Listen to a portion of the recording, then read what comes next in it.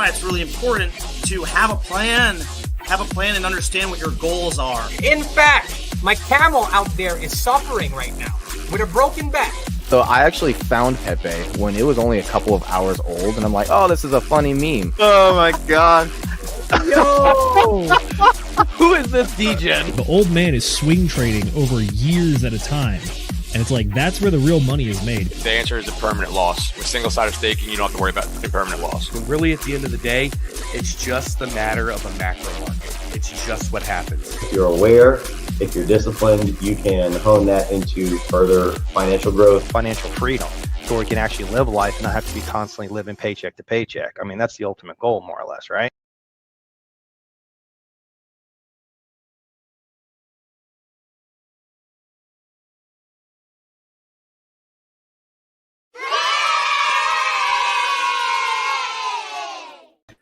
Good evening, ladies and gentlemen, and D-gentlemen of all ages. Welcome back to the DGen Roundtable for our Sunday flagship news show. I am your host, Zenith. Around here, I'm a bit of a government and legal analyst, but I'm joined by an excellent co-host of people around here. We got Brendan, aka Bean, our macro econ specialist, and Will, a guy that drives around the country, cuts down towers, and uses a lot of fire extinguishers apparently in the process. But it's all in good fun.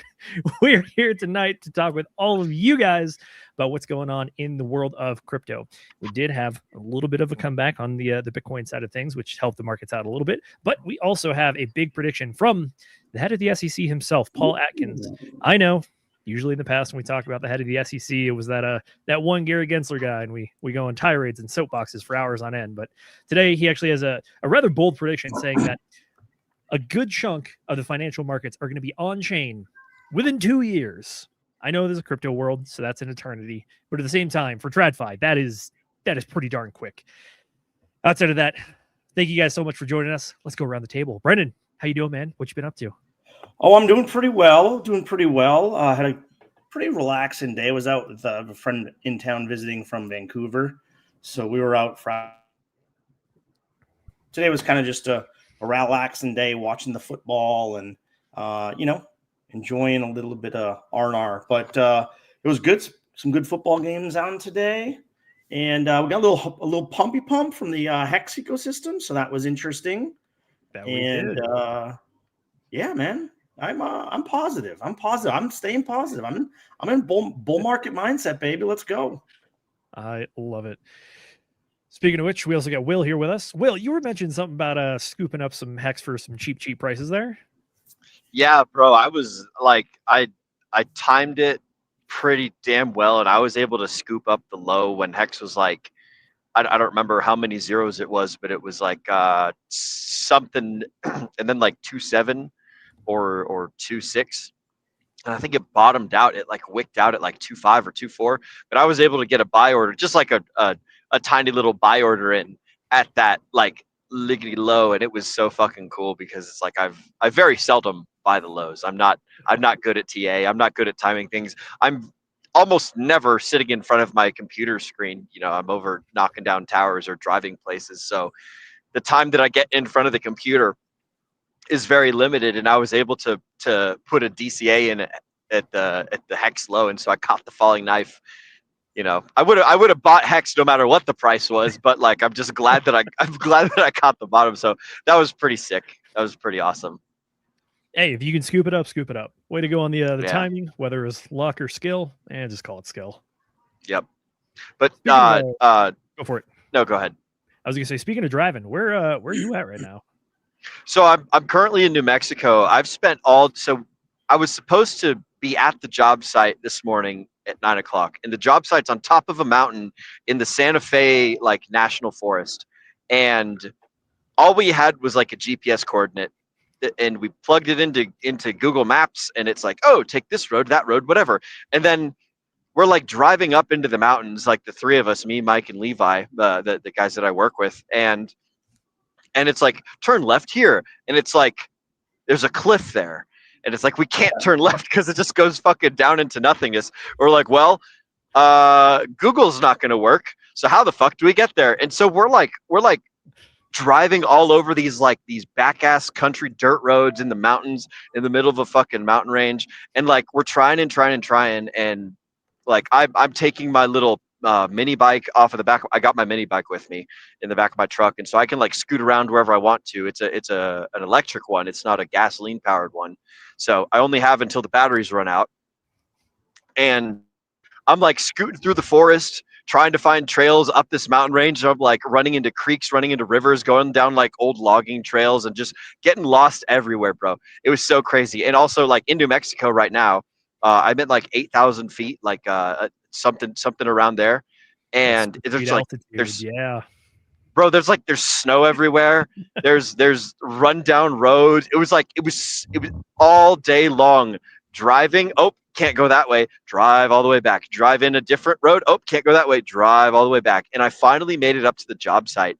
And it's like I've got scrapes on the side of my truck now. Like I don't give a shit. That's cool and everything. But I've got like tree branch scrapes all going down. Like if and I just drive a regular little 1500, like a Chevy 1500. My boss and my buddy Levi, a coworker, they both got dualies, and so they would have had to like squeeze between mountain rocks and like drive up next to cliffs and shit to get up to the job site. And when we get up there, there's no heavy equipment.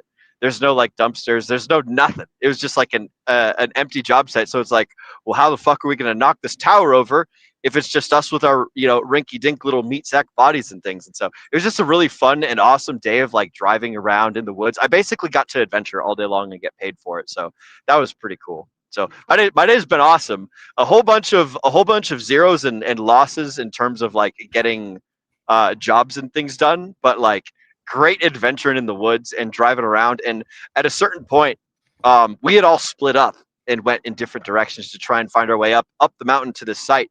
And I was like, hey guys, I made it up here. I'm going to drive down on my scooter or like my mini bike and see if I can find a better path up. And so I pick a different path and I drive down, and then my battery gets to like the halfway point and I'm like, oh, I better turn around. And I turn around and start driving up. And of course, like driving up is much harder than driving down. So it ate half a battery going down, which means I could go like a quarter of the way up with that half battery, and I ended up pushing the fucking mini bike up the damn mountain for like the last little bit. And bro, it's been a hell of a fucking crazy awesome day. So just like it's super cool to be out in nature, super cool to be in the snow, and like there's bear tracks and like wolf prints all over everywhere. It was a fucking crazy day, man. We all pulled out our guns several times because there was like, beat up trucks full of Mexicans aren't always bad people, but like when it's a beat up truck full of Mexican people on a mountain road in the back, it's like in the fucking woods, in close to the border territory where they probably have meth labs, they probably have human trafficking, they probably have gun running and stuff. It's like, oh, I wonder what's going on over here. We better stay strapped all day today, boys. So it was a crazy day today. Super awesome, super fun, and that's just kind of a little bit of a glimpse into the Will's life there. Yeah, that's a wild day right there. But like you said, it sounds like a good adventure. So hopefully you had a good time. Didn't scare off too many of the people trying to cook meth. Welcome to New Mexico, by the way, home of Breaking Bad. Yes, indeed. Yeah. Don't bother us, and we not to bother you. Exactly. Just wave and just keep going about your business. Smile and wave, boys. Smile and wave. Yeah. I had a slightly different weekend than I think you guys did. I had a classic blunder of doing a project and then realizing we're missing a part and had to drive to the part store. Except for me, I was rebuilding the new computer, which we're on, by the way. So if we have any issues, just let me know. But started up on Friday night, got pretty much tore down the entire old thing, and then realized I didn't have a fan because my old cooler didn't fit for the new motherboard, even though I was like, it's AMD, it'll fit. I have all of them, right? Nope. Snuck down to Best Buy an hour away before it closed in like 15 minutes, got out of there, came back, and then spent the next 4 hours trying to build and troubleshoot. And then eventually we finished our PC build at about 2:30 in the morning. That's awesome. Wow. Hell yeah. How's it running? Dude, this thing runs like a dream. At the same time, though, the only stuff that I've really done on it, I guess this is one of the more intensive activities because I got a bunch of the tabs. We're going to be playing videos. I got the stream going and stuff like that. So far, it's working flawlessly. Gaming, it also feels great. But then again, this is a pretty beefy build, and the games that I'm playing is like classic World of Warcraft, old school RuneScape, and Mega Bonk, which is an indie game. So I'm like, oh yeah, really, really getting the performance out of this. really fucking using the whole 100% GPU on my little Minecraft server. No, I don't think I've had the CPU or the GPU go over like 30 or 35% usage. So we got a lot of headroom, which is excellent. Excellent. Right. For the folks at home that don't know what headroom is, that means like when you're lifting something up, headroom is the amount of distance you have until you're done lifting things. So when the elevator reaches the top of the building, you're at 0 headroom. So fun fact there. Alrighty, tell you what, we've been dilly-dallying for a bit, but We have dilly-dally with the folks out there a little bit more. So Will, what do we got? It's time for chat motherfucking shoutouts, ladies and germs. And I definitely did not just hit the rumble strips while holding up the chat shoutout sign. Let's fucking get into it, boy. Fair enough. Up first, we got Hexkin Lost in Asia with the classic 07. Good to see you, sir. Thanks for tuning in. Although it's probably morning time for you, I bet. So good morning to you, good sir. Next up, we got Josh, aka Slide 180 himself, with a cheers. Cheers, good sir. And another all-time favorite of ours, Funkmaster Hex, says, ladies and gentlemen, good evening. Good evening to you, sir, with the whiskey glass as well. He has another message for everyone as well, which says, hit the damn like button. We appreciate if you guys do the YouTube pleasantries around here. It does help out with the channel growth because we are always trying to find new cool people to hang out with and tune in and get some good chats going. Speaking of good people, Marcus72 says, what up, all? Sounds like a new TV show like Landman for Will over there. Oh man, it could probably be a TV show. The drama that trying to find towers and knock them over. Boy, howdy. The weekly adventure of just bumping into the locals accidentally and seeing whatever ruckus they get up to. Yes, we did drive across a ranch. There was like a whole bunch of loose cattle everywhere. So like that was another fun thing. It's like, oh, better not hit these cows and hope we don't get shot by like an angry farmer or something. Yeah, they'll usually put a warning shot across the bow, I think. Hopefully. Yeah. Alrighty, one more sneaking in here. Our buddy Brown. The new the full YouTube name apparently is Brown from the West, or West Coast, Best Coast, as he likes to say. He says, we rich yet? I fucking hope so, man. I'll put it this way. We are not where we were 2-3 years ago at the bottom of the bear market. At the same time, though, I personally think there's still a good way of upside to go. So we rich yet?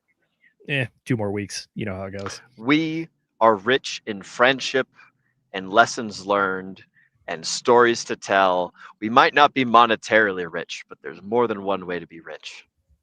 Absolutely. Well, if you bought the bottom of PulseX, you'd be up 39% today. Yeah, that's true. That's true. Tell you what, we might as well talk about that while we're here. Let's take a look at the pulse chain prices. What we got going on? Switch over. All right. Everyone's favorite website, gopulse.com.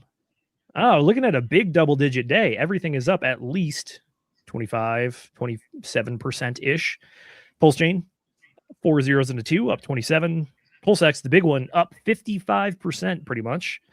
And this is incentive token, 35%. Hex, 27%. What exactly was going on? Well, if we pull up the old charts, I got it on the weekly here.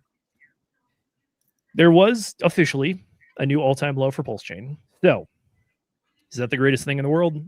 I would argue no. But at the same time, though, that's a pretty decently strong rebound right there. So, can't really complain about that too much. Outside of that, we're going to see if we can try to break up through some of these other levels. Looking at 4 zeros and a 2, 2, 2, 2, 3. That's going to be the next one. PulseX, the big winner.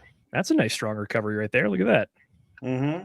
Bottomed out at 4 zeros and a 1, and now we're all the way up to 4 zeros and a 1.8. So that's almost close to a 2x right there. And that's this is in the weekly chart as well, so that's not bad. Incentive token, what are you doing over here? Slightly different. Not an all-time low. Pulse Chain was the only one that Pulse Chain and Hex, I believe, had new all-time lows. Or Hex on, you know what I'm saying, the PHEX chart, not taking the full historical data. But the regular Hex. Yeah, the regular Hex. Incentive token got all the way down to 52 cents, back up to 85.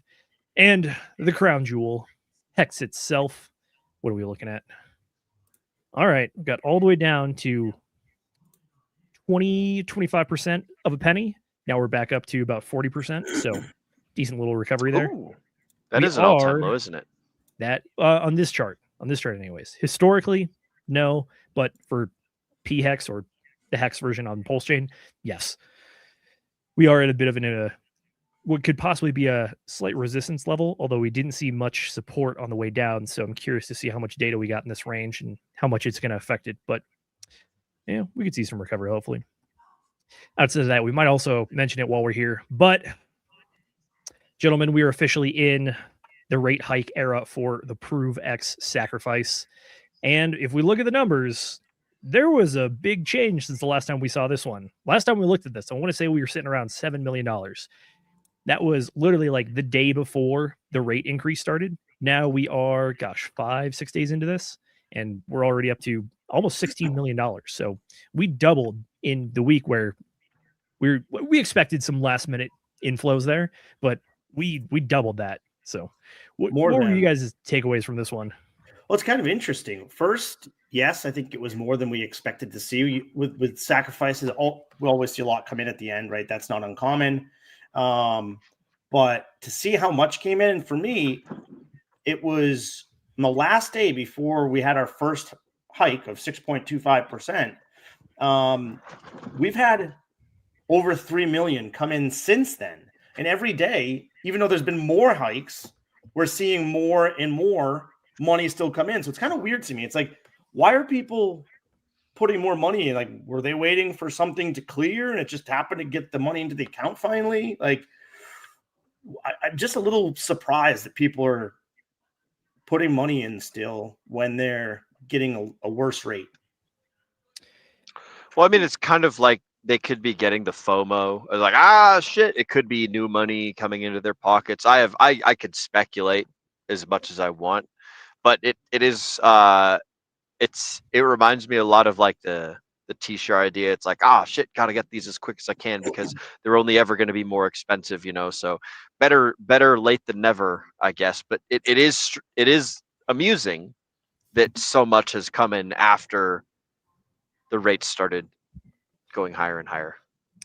It's true. As far as how bad of a deal it is compared to where it was previously, right now we're only looking at like 44% increase. So if you say that it's $1 cost basis before the rate increase, we're looking at $1.43, $1.44 effectively as it stands right now. So is that still not the best bang for your buck? Yes, but like if we look later on in this chart, it actually gets up there. I want to say it actually finishes out at about a 10x or $10 rate, pretty much compared to the $1 rate in the beginning.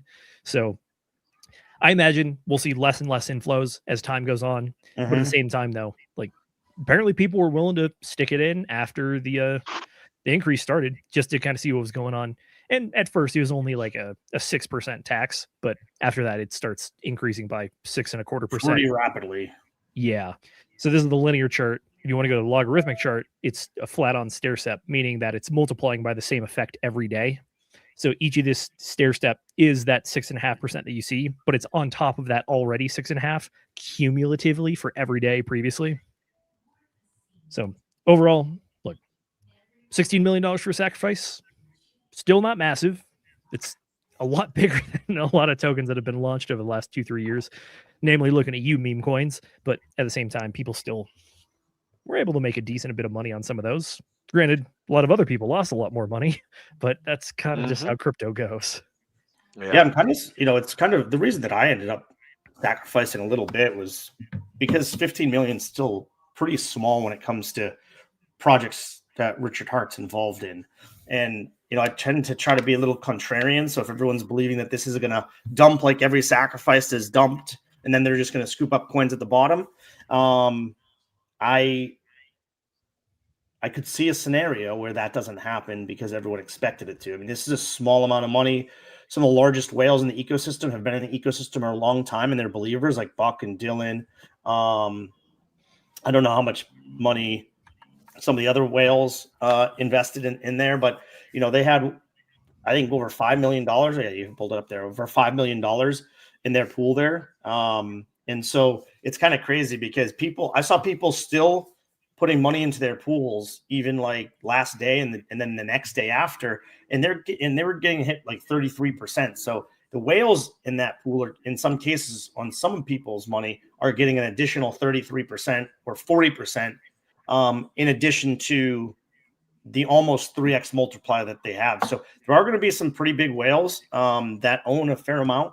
We still don't have really any tokenomics. We don't know how much the OA is going to hold. Like, is it going to be 95% of the tokens and 5% are distributed? Like, we really don't know what that's going to look like. But I sacrificed with a specific set of money, and I kept 50% of what I sacrificed on the side. So if it does dip, got some bullets there just in case. So I kind of took the safe approach rather than putting it all into the sacrifice of what I anticipate investing into the protocol.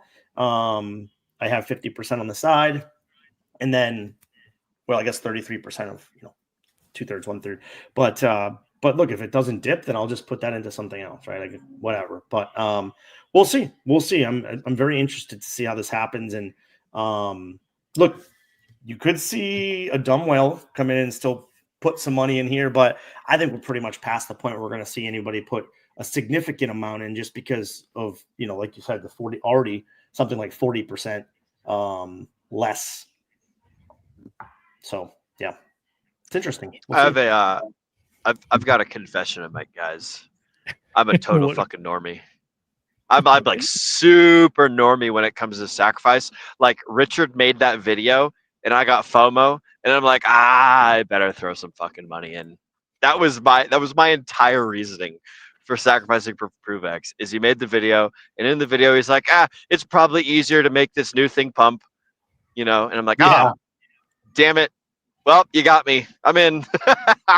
That was my whole fucking reasoning. That's why I sacked. But yeah, I was able to throw in a sack right in the last like 5 or 10 minutes before the rate increase, and I was like, all right, I'm in.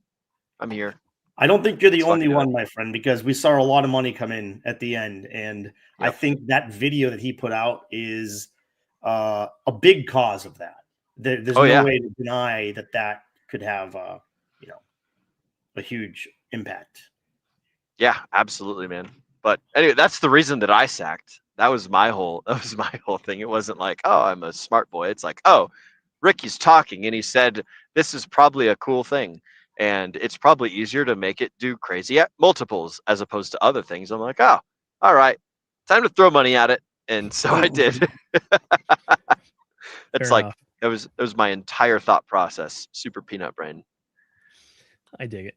By the way, we did have oh gosh, where did it go? Our good buddy Richard Hartmax. He was getting in the conversation here, started by Toby Wan Hex Obi, saying, will the OA sack for ProveX?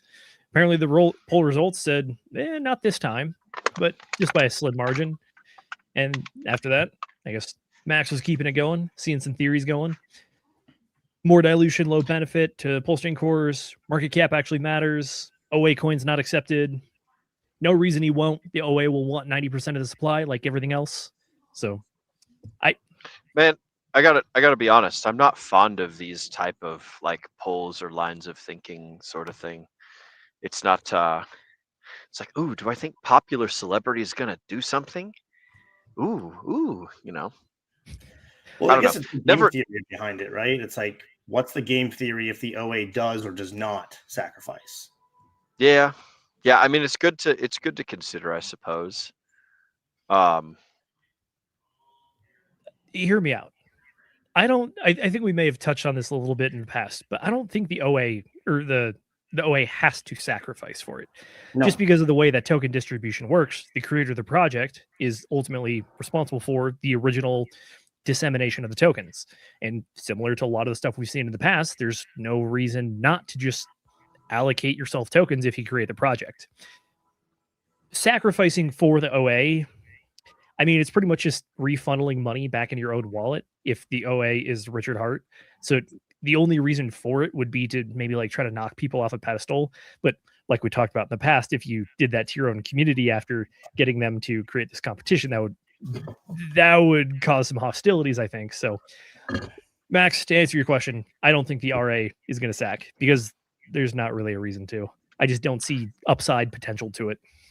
No, right. We don't know the tokenomics anyway. So it's like, if they can allot 95% of the tokens, which they can, to themselves, then why put more money in when that money can be used in theory, potentially for Pulse Chain or, to create liquidity and whatever else. But I find this fascinating just because of the massive SAC difference between this project and say PulseX, which was what, like 300 million or something like that.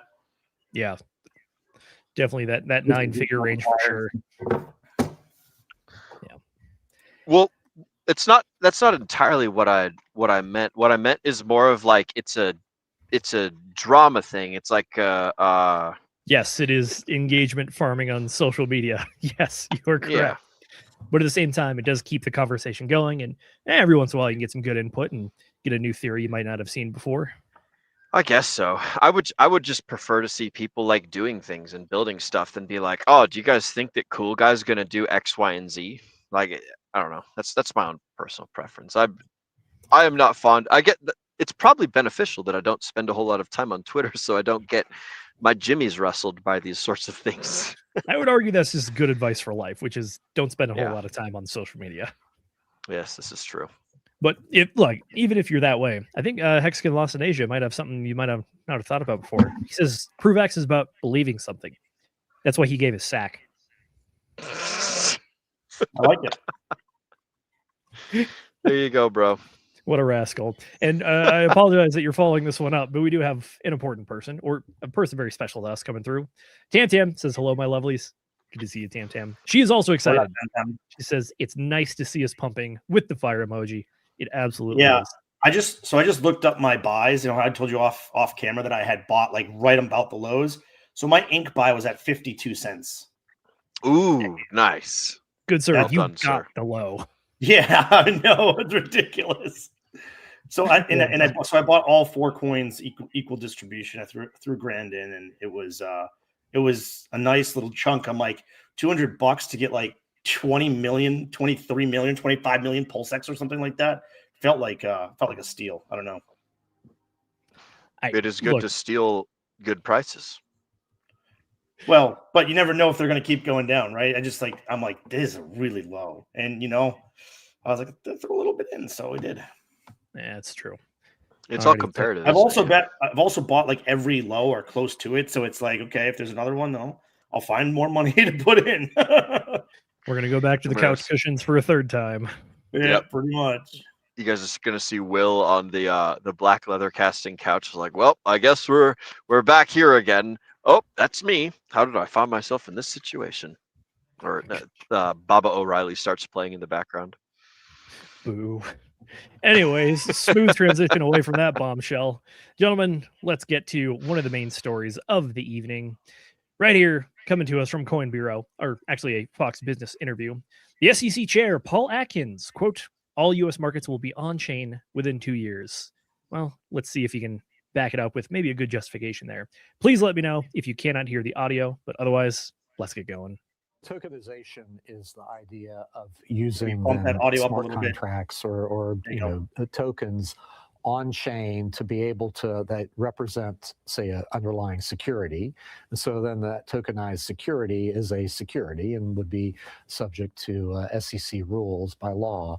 But the idea is that if it's on chain, on a blockchain, then there's much more transparency as to where it is. Right now, there's a bit of opacity as to who owns what, and where the company usually doesn't even know where who its shareholders are, and where the shareholders reside, where the shares reside. So tokenization has the benefit of potentially having, instead of T+1 now trade date +1 for clearance and settlement, the prospect of maybe T0 now, depending on the instrument, and we have to think about netting and all sorts of other things with respect to some instruments.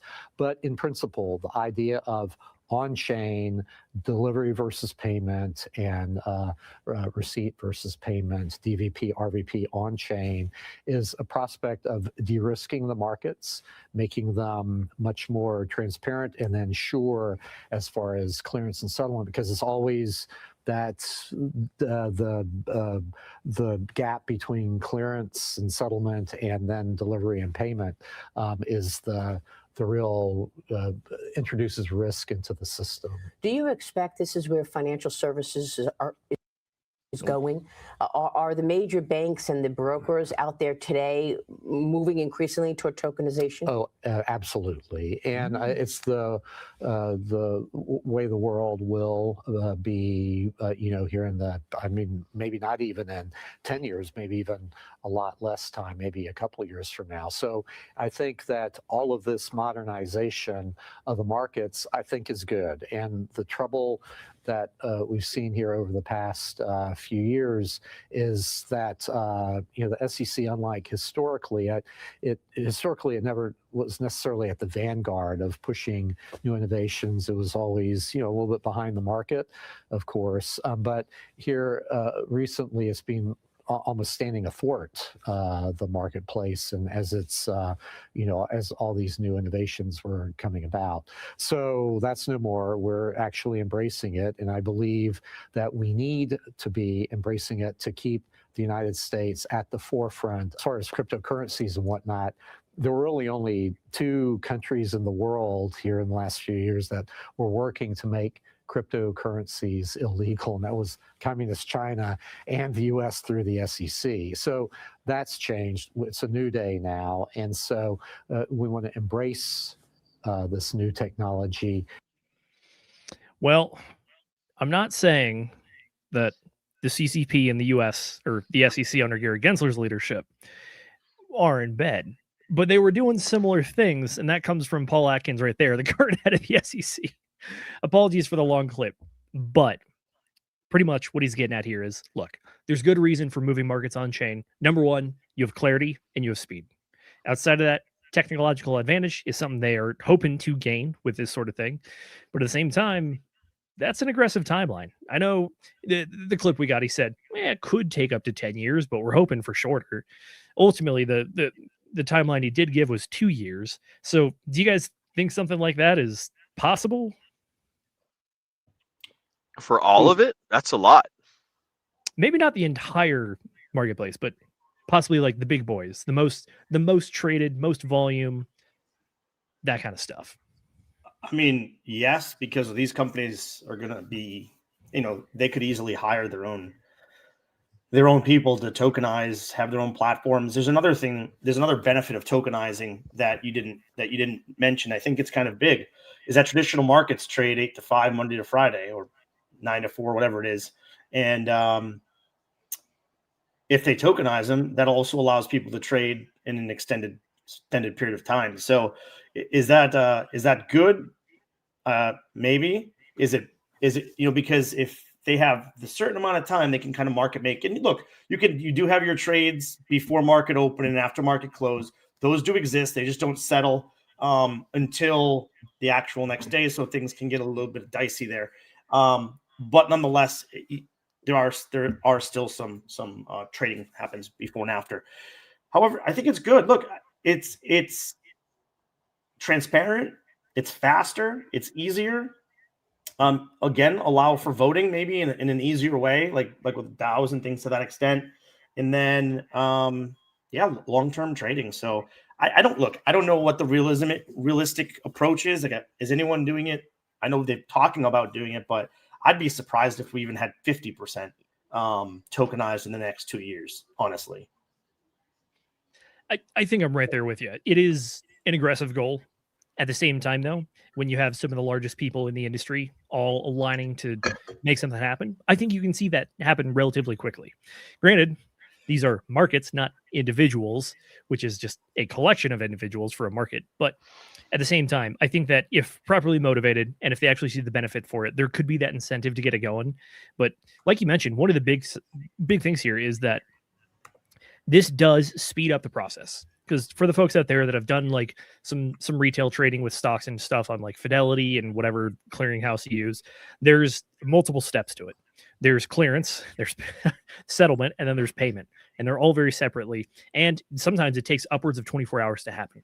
So just because you make a trade and you get confirmation on the trade doesn't mean it's like officially yours yet. It's kind of just being listed in the book of whatever trader you're using as soon to come. And they actually get mad at you if you try to exit said position before it even completes that entire process. Yeah.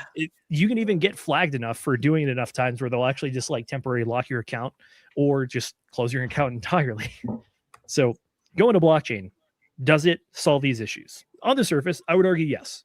I think the speed is there. The settlement process is there. And also the payment process is also wrapped up in the entire transaction itself. So this is kind of like 3 birds with 1 stone. At the same time, though, this is something they have not experimented with, or they've probably experimented with, excuse me, but this is something that we've not seen practiced on a large scale. So I imagine there are going to be hiccups and bumps along the way. But at the same time, I don't know if financial markets, namely the largest financial market in the world, is ready for hiccups and bumps. Yeah. I don't know. Yeah, it's going to happen. It's going to happen at some time. I just think it makes too much sense not to. But again, I think Paul just a little bit, like you said, maybe jumping the gun a little bit with the expectations of that much to get on the blockchain that quickly. That's fair. We've talked about Paul Atkins a good bit on the channel. We haven't, not nearly as much as Gary Gensler in the past, but we do bring it up sometimes periodically when he releases press statements and stuff. I want to say probably a couple months ago, 4 or 5 even at this point, was when the SEC released their initial announcement that they wanted to bring markets on chain. And that was a big announcement. Here we're seeing more doubling down on the announcement, not quite the execution of it. But at the same time, though, Paul Atkins, if we remember back, he originally was back at the SEC late 90s, early 2000s. He was the guy in charge of the SEC when they actually brought the gold ETFs to the market. So new innovation, new product, there you go. Again, we're kind of seeing the same thing, which is they want to bring new innovation to the market, and it's under Paul Atkins again. So I appreciate that he's all for innovation. At the same time, though, I kind of want to see a little execution, hopefully sooner than 2 years. But at the same time, like, I don't think it's really that crazy of a timeline, especially to get at least partial market on blockchain. Yes. Look, you kind of touched on something earlier, and it's they have to do it and they have to test it out, right? I don't think they're going to go gung-ho. I think they're going to go little by little because, like you said, they're not going to want too many bugs in the system, right? Because it actually hurts the traditional markets. So I think at least in the beginning, you might see a slow turn into the blockchain. And then as things get ironed out, then we start to see a far faster increase of getting things tokenized. What that time frame is, how many bugs they're talking about, getting used to new systems, who knows? But it's going to happen. I mean, everything. I feel like everything is going to be tokenized at some point in the future. Real world assets are already starting to be, but a very small percentage, right? Like in the future, maybe every home is tokenized, right? Instead of an ownership piece of paper, you have a tokenized NFT or whatever the case may be. Like, who knows? But I think there's no doubt that we're going in that direction because we're continuing to be a more digitally focused world. Definitely. I mean, even one of the things he said in the clip was that a lot of the institutions and banks as well are looking more and more at on-chain assets, whether it's home ownership, like you've talked about and we've talked about on the show a good bit, and just now we're seeing securities, actual like stocks. So back in the day, you used to be in the trading pit with your physical stock certificate and you'd be bartering and haggling. Now everything's pretty much digital. And now we go through all the clearing and holding houses that hold this stuff for you and you don't even hold it yourself. But eventually going on chain, I think it's an interesting proposition. And I think there might be one other thing he said there that sounds like a good thing, but it actually might be a bit of a shakeup for the markets, which is if you have clarity on chain, you actually know who is holding what stock and how much. I don't know if TradFi is ready for all that information to be out there publicly because, I mean, look, we see the trading tools that you pay thousands of dollars a month to get access to this very vital and critical data that's hard to scrounge. And now if it's going on chain, theoretically, all that stuff should be a lot easier to data mine so you can kind of get a better picture of the entire market and all the individual players inside of it. Yeah, it is one thing that crossed my mind as well. Less control because they don't always like transparency. Well, people don't like losing power either. Like, and the lack of transparency gives them power. So like what you were saying, Zenith, with people having to pay $1,000 a month to get this data, when it's like, oh, the data is the thing that's valuable, but it's only valuable because you're the only person with the access to it. It's kind of like, what did Wikipedia do to Encyclopedia Britannica, or what did Google do to public schools? You know, it's like when a lot of people can access the information, then you can't charge the same sort of price for the information because now people can go and get it. So it's going to upset the current way that things operate, and that'll be really fun and awesome.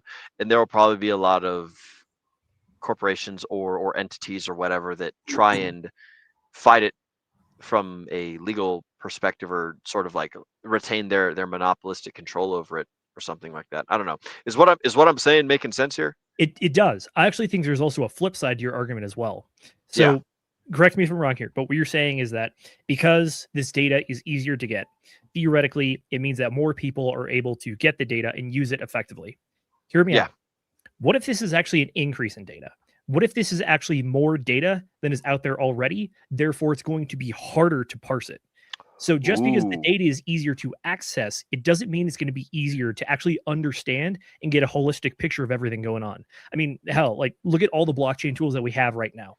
We theoretically have access to everything on chain.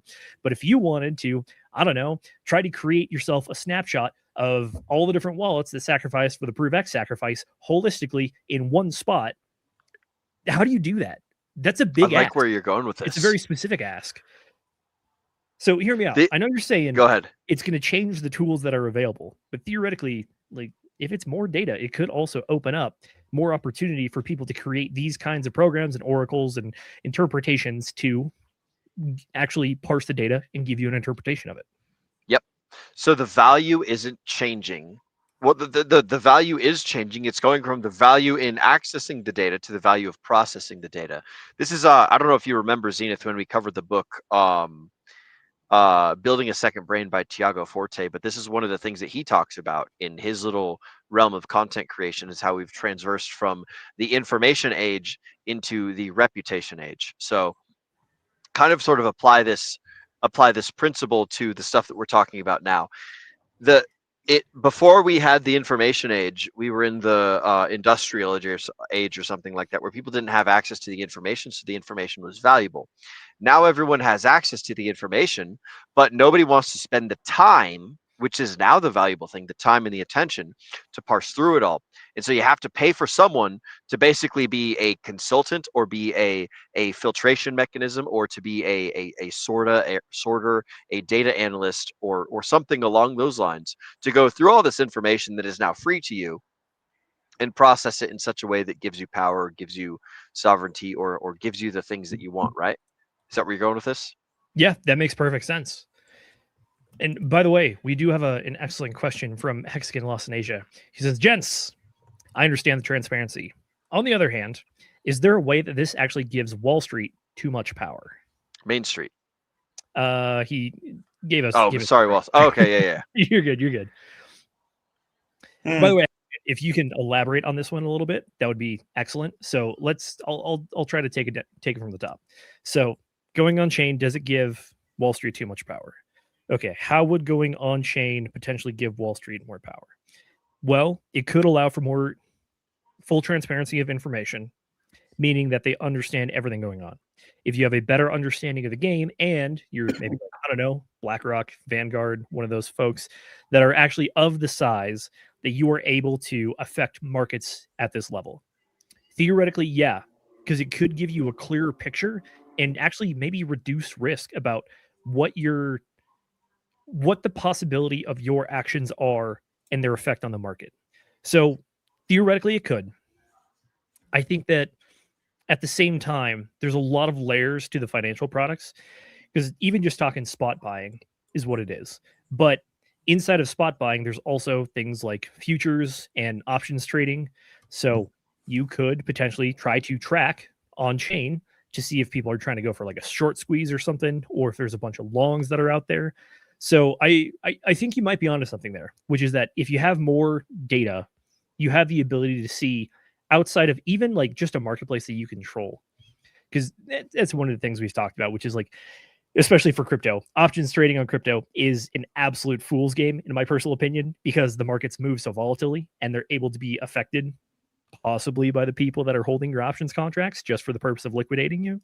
So theoretically, if now there's more of this data out there for on-chain data, then yeah, you could see there is risk for even more manipulation, I would argue. I think it might be difficult to do, but there might be people that are willing to actually try to play that game. Yeah, I agree with what you're saying. There's something else there, though. They also don't maybe need your brokers and your clearinghouse is what you're talking about. So who's making all the money from the fees now? They are. They're probably going to be increasing their amount of money that they're making because they're probably going to take a lot of those fees from the trades rather than, it going through other types of custodians. And that's interesting. The other thing is, I was just going to say exactly what you said. 10-10, right? Binance totally effed the market, and they did it knowingly and willingly, in my opinion. But who knows for sure, right?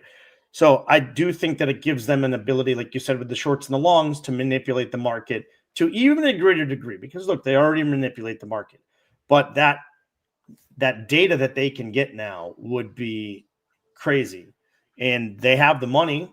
So yes, I think it would increase the power that they have. It would increase their revenue. So yeah, they probably want it. So maybe that's why they speed up that 2-year cycle, because it really does provide them more power, as Hexicospaceforce is saying, and I think that's a good point by him.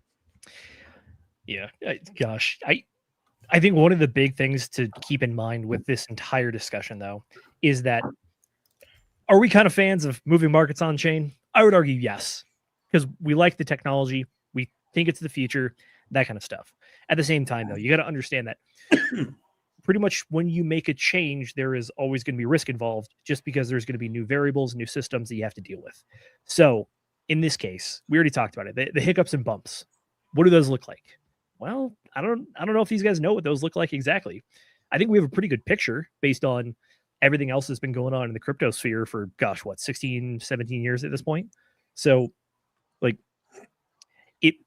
it makes sense, but it's a new frontier, and there's going to be new risks associated with it. I remember, Will, you had a really good meme that you pulled up last week when we talked about the CFTC servers going down from overheating, and it was the guys trying to pour ice bags on everything. I was like, what if that's the future for this? Like, that kind of stuff can happen, and I argue probably will happen at least once, where we see a lot. Granted, the whole thing is like on the cloud, internet, electronically based, whatever you want to say. It is there now. But going on chain is another layer, because it's no longer a couple of servers. It is now trying to get a couple of servers to synchronize with the 1,000 other couple of servers that make up the blockchain. So I don't know. Do you guys think I'm overblowing the risk a little bit here? Or do you think that this is actually very likely? Can you clarify what the risk is? There, new unknown risk. I believe it's the Boondocks. It's the unknown unknowns. There's a whole bunch of people that talk about the known knowns, the known unknowns, the unknown knowns, and the unknown unknowns. What? You've got things you know, and you got things that you don't know, right? So I know there's a bunch of things that I know. I know there's a bunch of things that I don't know. I don't know there's a whole bunch of things that I know, which is like, subconscious memory. And then I don't know the things that I am not aware of. So like in that four-way matrix, right? The unknown unknowns is always, what's that? It's a little Punnett square. Yeah, Punnett square. Oh man. Where was I going with this? I don't fucking remember. You're explaining what are the unknown unknowns? Well, we don't even know. That's kind of there's 0 point worrying about the unknown unknowns, because they're not even a problem until they become known. So there you go. Do you think that level of risk is acceptable to the TradFi types? Absolutely. Risk really? I would argue sure. I would argue that a lot of TradFi, especially the investment sphere, is about risk mitigation. And I think Yeah, that because they're a bunch of bitches. it's But they're going to lose. Like the bitches will lose at the end of the day. Like the people that win are the people that adapt to the new things that's happening and find a way to incorporate their thing into the new thing and figure it out. Like the people that hide in their little turtle shell are the ones that die. So like because most of their stuff is based on capital protection and not taking crazy risks. It's like they're not going to be the crazy 10x people. They might survive, but they're not going to be the people that thrive. And on the flip side, you know, everybody that, like, of all the people that take the risk, when we start measuring the great people, they're all like fantastic risk takers, but we weed out the people that die because they took risks and, you know, got the Darwin Award. So it's like you can either be a bitch and survive, or you can be a risk taker and get the greatest gains possible. And so like the traditional finance people, they're not going to make it in the long run because they're playing because they are going to make it in the long run, but they're not going to be like crazy winning. They're just going to retain wealth. They're not going to be doing the next 10x thing. They're not going to be doing the next biggest and baddest thing, which is fine if you're in that particular portion of your life and that's your goal. So it's like you just have to you have to do some self-analysis and figure out what are the most important things. Do I want to get like a 10x and be awesome, or do I want to get like a fucking 8% return and survive?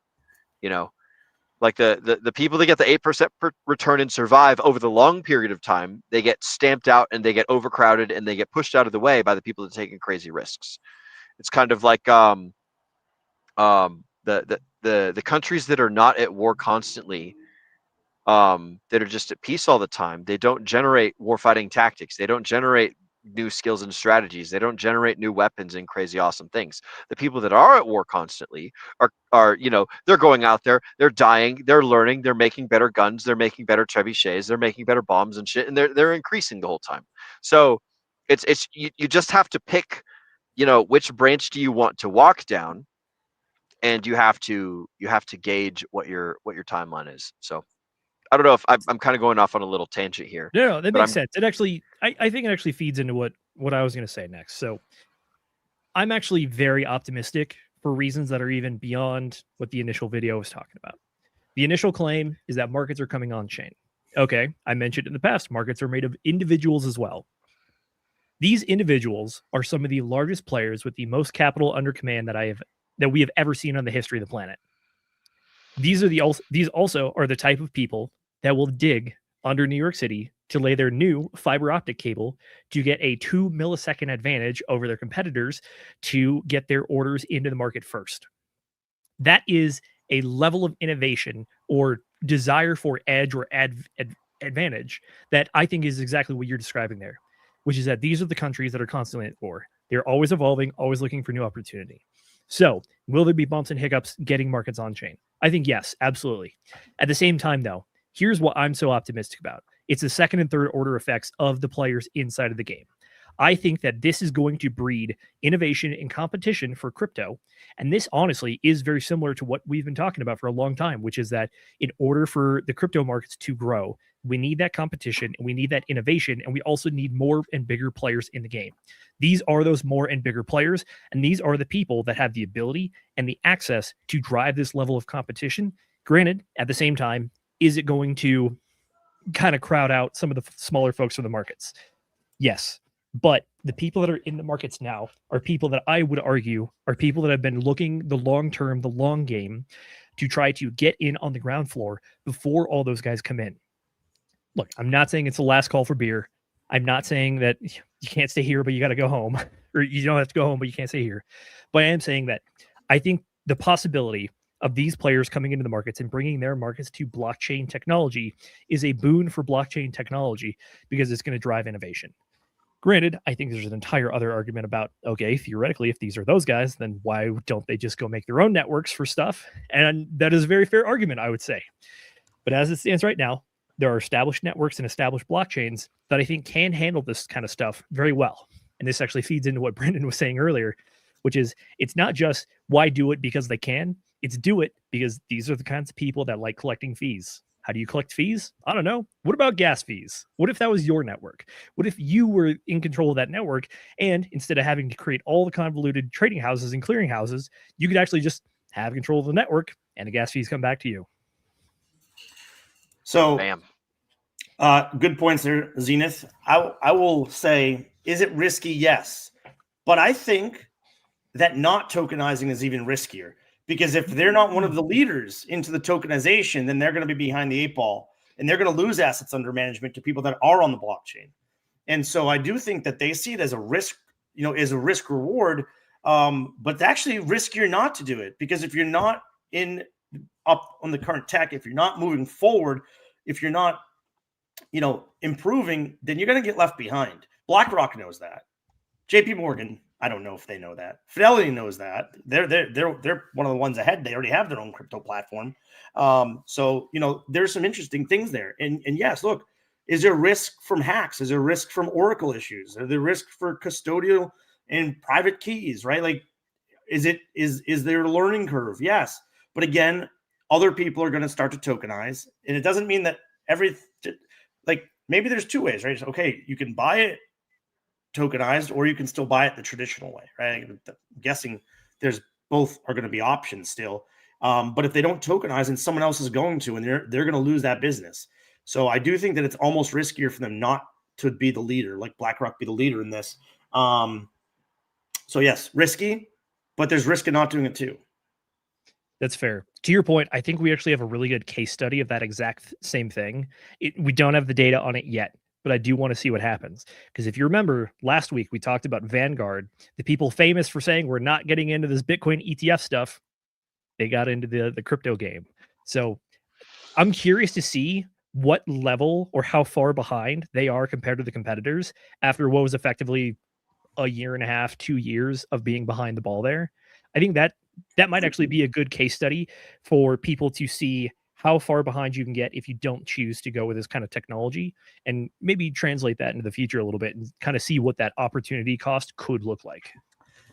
Speaking of Vanguard, JP Morgan, and Bank of America, all 3 of them announcing pretty much the same day that they're going to allow their customers access to crypto ETFs. Interestingly enough, we get a big dip to 84K and then they announce it. Surprised? Is it just any significance to that? Was that planned? Tell you what, let me go one step further in the tinfoil hat conspiracy theories. So you said that we dip down to 84,000, we get the announcements. Okay, theoretically, then we should see a reversal. Did we see a reversal in the markets? I would argue, yes, we did. So going to the charts here a little bit. Okay, there's our 84K wick low. We've then recovered up to here. Okay, we're at 91K. We got all the way up to 93. Previously it was 92. Small dip down to 84. But again, wick, not long, short. And then we're still recovering. Okay, what about RSI? Well, we're kind of in alignment. We're making new higher lows in conjunction with the higher lows there. Okay, that looks like some kind of bullish structure going on. Let's take a look over at the Fear and Greed Index. Okay. Still sitting right around that 2029 level, even though we're in recovery. Okay, so sentiment's not changing. It's remaining somewhat stagnant. All right, let's see what's actually going on with the ETFs. Let's look at the ETF flows for the last 2 weeks. Oh, wow. They're practically non-existent either way.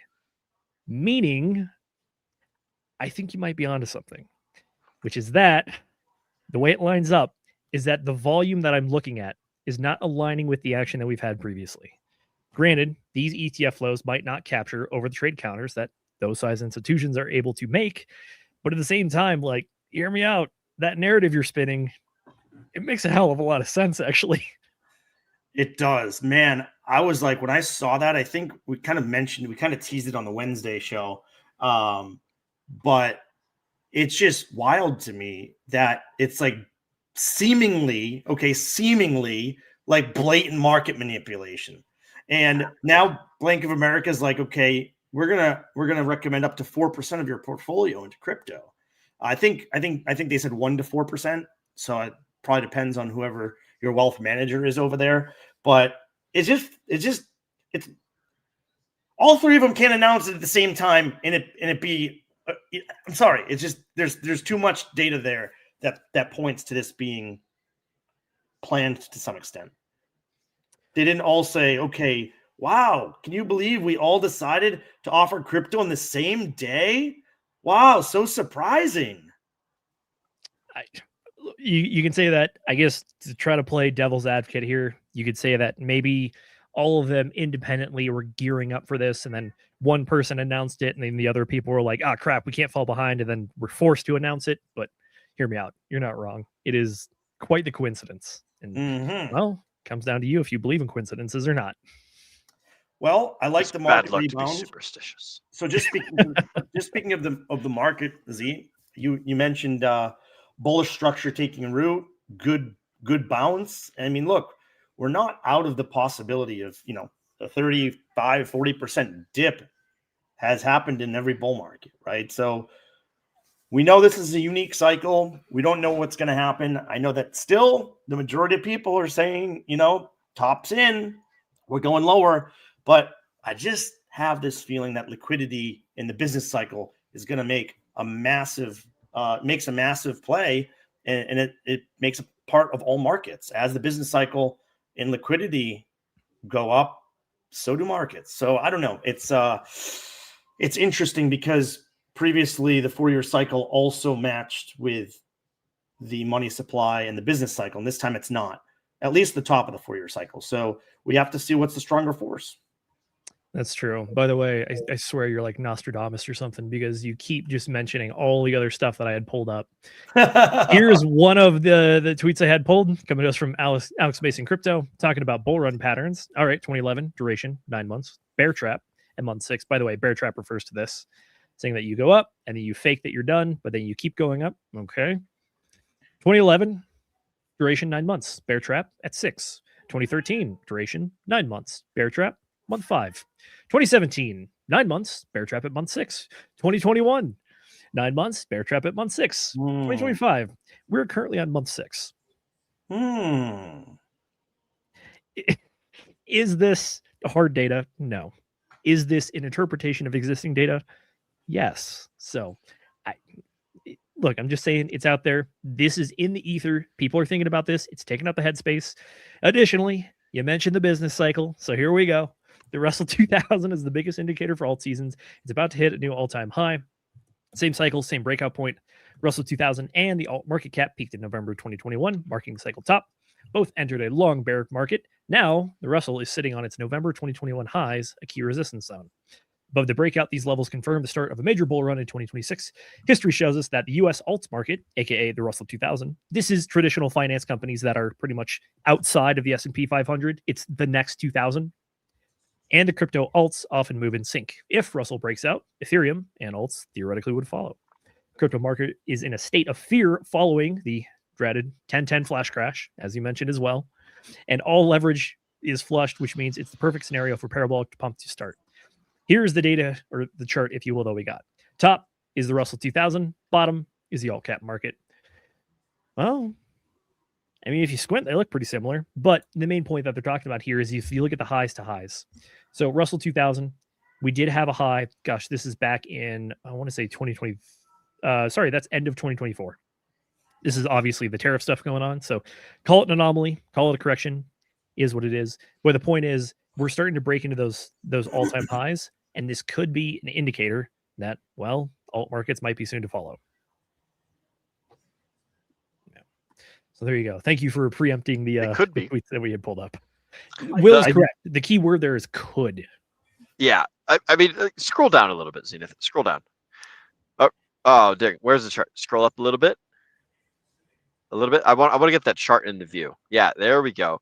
Yeah. So like, it's a smiley face with some squiggly lines in a circle. Right. So let's remove the circle. It's again, guys at home, it's a campfire story.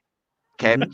If this narrative is true, which it's possible, I'm not saying it's guaranteed, but it's like look, guys, I can draw some lines too. Check this out. These are some good lines. I'm not gonna lie. Fucking price price go up over time. Look, price go down, then price go up. The price go. I gotta remember that I'm like backwards here. Price go down, price go up over time. Crazy, man. People can draw lines on charts, dude. And people can draw things to make it look similar, and people can market things to make it look like, haha, this is my theory. This is true. You know, it's all campfire stories. Nobody knows what the fuck's going on. There are some patterns, okay? So these patterns are great, and the pattern doesn't break until it does. It's horoscopes for men. But, you know, I'm not saying that it's wrong. I'm saying that this dude, like, imagine we had the ability to do some like AI immediate photo editing, where it's like, oh, take the chart off the background. Wow, these pictures of a bottom circle and two parallel lines going down, and then a circle over here, they look exactly the same. And then we post the same picture of the two charts without all those little squiggly lines drawn on them, and it's like, these things look kind of similar, I guess, but it's like, it's cherry picking data. It is purposefully, like, not purposefully. It is like, what's the gaslighting word? yourself to see things that might not actually be there. Yes, it is. And this is a trait that is especially genetically selected for in human beings. The person that thinks that they see a cougar's face in the bush when it's really just the fucking leaves, like in a cougar's face or whatever the hell, and they treat it like it's a cougar and they run away and they survive, those people get to live and breed and make more people. But the people that are like, oh, that bush looks like a bear, I'm not worried about it, it's just a bush, and then it's a bear and it kills them, those people end up leaving. So the people that find patterns in things genetically get selected for, like, throughout the duration of a species, whether it's humans, whether it's ants, whether it's fucking coyotes, whatever the hell, the things that find the pattern that makes them more likely to survive, the metaphorical truth, not the literal truth, those things tend to have, you know, longevity. And so those not predilections, maybe it is predilections, the tendencies to act in that sort of way is the thing that is successful and gets passed down. So like us looking at these squiggly green and red lines of price over time, and then comparing it to other price over time squiggly red lines, being like, ooh, I see a pattern here. Let me draw a smiley face, a parallel down, and then a circle, and be like, haha, my plan is or my interpretation is golden or whatever. It's like, no, it's I don't want to say gaslighting, because that's treating it like a little bit less seriously than it might need to be. It's just a story. It's a campfire story, and it could be true and it could be false, and only time will tell, right? But we're all just throwing spaghetti at the wall and hoping something sticks. So maybe this is the one strand of spaghetti that works really fucking well, and I get to be proven wrong, and everyone gets to say, ah, Will, you silly goose, look at you being all skeptical and cynical and things. I guess am I being bearish here? Is that what I'm doing? No, it makes sense. No, I mean, exact thing you're talking about, to not use the gaslighting term, I believe that what we're looking for is either survivorship bias or a false positive. Yeah. And I would say, Will, you're not wrong in what you're saying, but if we're not looking at the data and trying to come to the best conclusion that we can, or conclusions, right? Because there could be multiple paths, then we're not putting in the work, right? We're not looking at any historical pieces to the puzzle that we may have missed. And so, yes, is it a campfire story? Is it a definite yes or no? No, but it's data that we're trying to consume to say, hey, is there some potential here? Is there a reality that could be forming? And then, we have to make a decision ourselves if we think that is worthwhile, agreeing with or not. But I always think that at least looking at the data and trying to find it is important, and it's why we're here, right? I do agree. I agree. What I'm saying is, like, don't treat the things too seriously, I suppose. Definitely take them into consideration, for sure. Look at it and be like, aha, that's a thing that exists. But it's like, I'm not going to lock into it and be like, this is my one zealotry piece of advice sort of thing. I think so healthy skepticism data is probably what we're going for here. Yep. Yeah. Everything. but it is interesting, and we've been talking about the business cycle, and we've been talking about M2 money supply for a while now. It's it's not like it's new. It's a new conversation. It's just potentially more data. That's true. That's true. I have one more thing, and that's just a reminder that all of this data leads to a single road that has a fork in it of two options. One is buy and one is sell, right? So if it's good to buy, then buy. If it's good to sell, then sell. So this is where stake. Buy, sell, or stake. Staking would be the same as buying in my book. It's either you're going to retain the thing or you're going to get rid of it. You're going to get more or less, right? And so if it's beneficial to get more, then get more. And if it hurts you to make it less, then don't do the get less thing, right? So that's fair. That's the tell you what, gentlemen, we've been going for a good bit here. So Will, if you don't mind, do you have our mid roll? But our mid roll is not ads. Our mid roll is. It's time for motherfucking shout outs. I can't see what's on my laptop right now because my laptop is slower than my aha, there it is. Chat shout outs time, ladies and germs. Let's fucking get into it. Take it away, Z. We got a bunch here, don't we? That we do. We got a great chat going tonight. Love to see it. Mike Lack coming in here saying, has anyone seen the charts? That's right. We have seen him. You know who also saw him? Loyal X. He's saying Hex 00 to 26. Pulse Icosa 1.12 cents. Bought some. Excellent. LSP. There you go. They work, went to the fork on the road and they said bye. So hats off to you guys, the risk takers, the ones willing to go the distance. Love to see you guys out there and coming in here buys. as well. They were nice buys. That's you get lucky once in a while until you get to the next bottom. Hopefully there's no more of those. Yeah, hopefully. All right, up next, good buddy of ours, a wild SJ. She says appears and also my dudes. Hey, SJ. Yeah, SJ. By the way, what's up, SJ? I saw our good friends Johnny Chaos and the captain himself, RG3, did a chaos stream earlier today where they had Johnny Chaos obviously there. So always a pleasure seeing our guys. And that got me thinking, I'm getting a little cold here. It's December time, which got me thinking about hanging out with my friends in Las Vegas. So we're very excited for any Pulse 369 conference announcements coming out in the future. If you have some, we would love to help share that information on here. Just saying. Alrighty, Loyal X coming back in here. He says offsides FOMO incoming. Yeah, that's fair. That's fair. Seems like it. I mean, with the pumps today, FOMO seriously could be hitting the Richard Hart ecosystem, or they'll just sell it back down. One or the other. Hear me out. You could also have the idea that green candles bring more green candles. So if that's the case, you got to have some green candles to start, and well, that's one of them theoretically. So we'll see. Will, you got a big fan out there. He says, just FYI, Will, you are my favorite Roundtable member. So we get each other.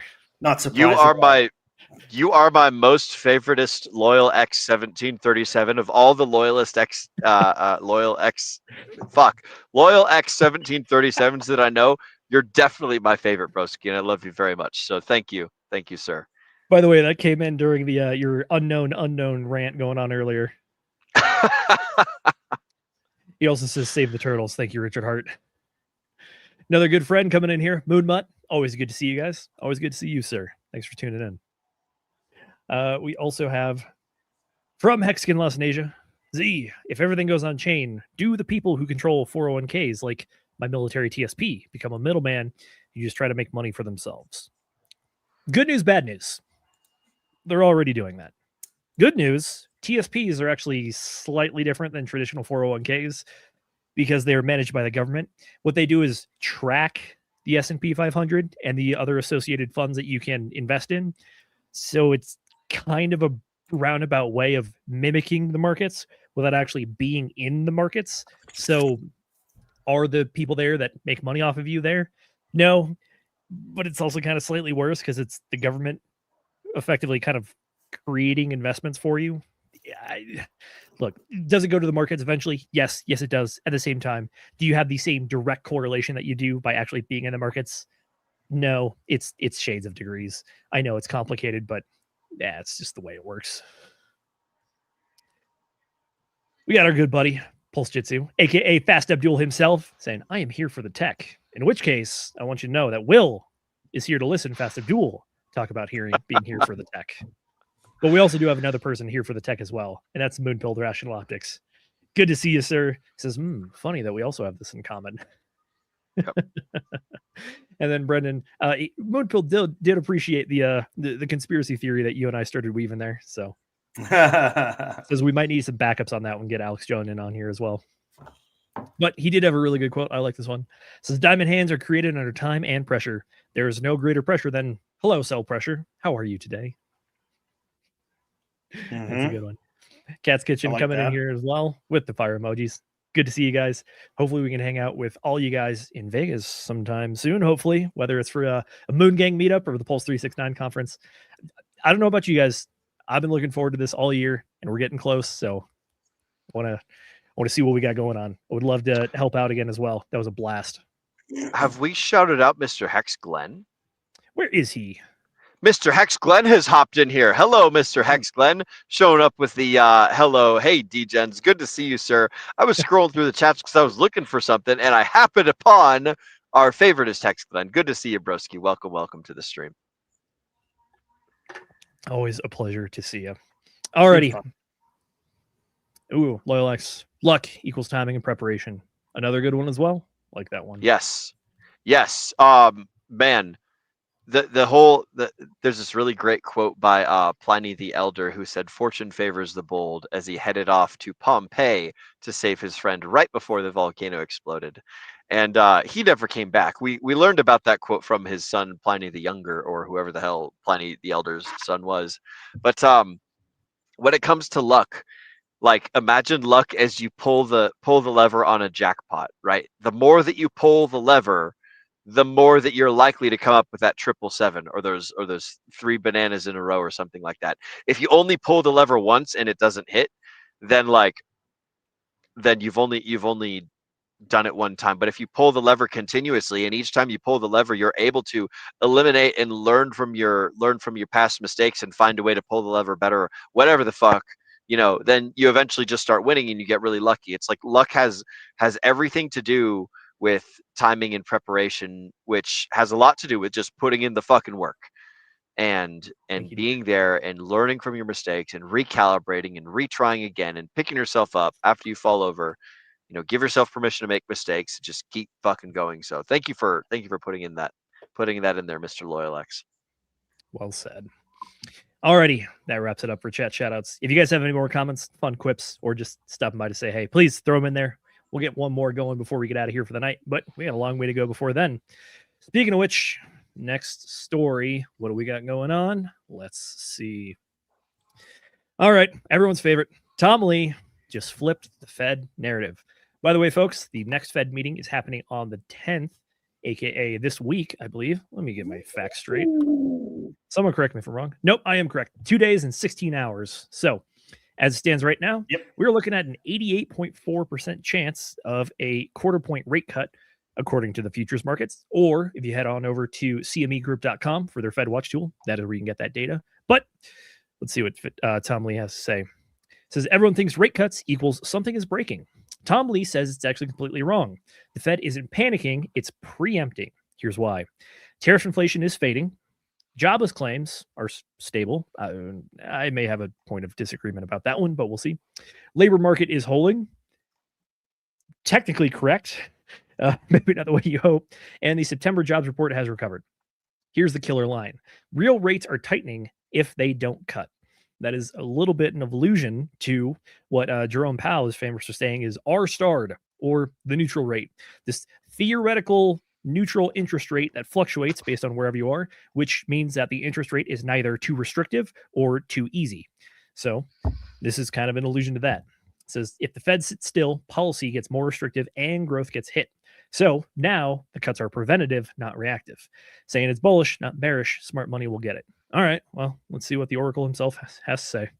So I do think the timing of QT ending, which is now essentially QE starting, and the Fed, and at a time when November kind of was topsy-turvy, so I think people got cautious, but now have to performance chase, and then you have a really typically a seasonal tailwind. So I'm pretty bullish into December, even with maybe the first day being rocky.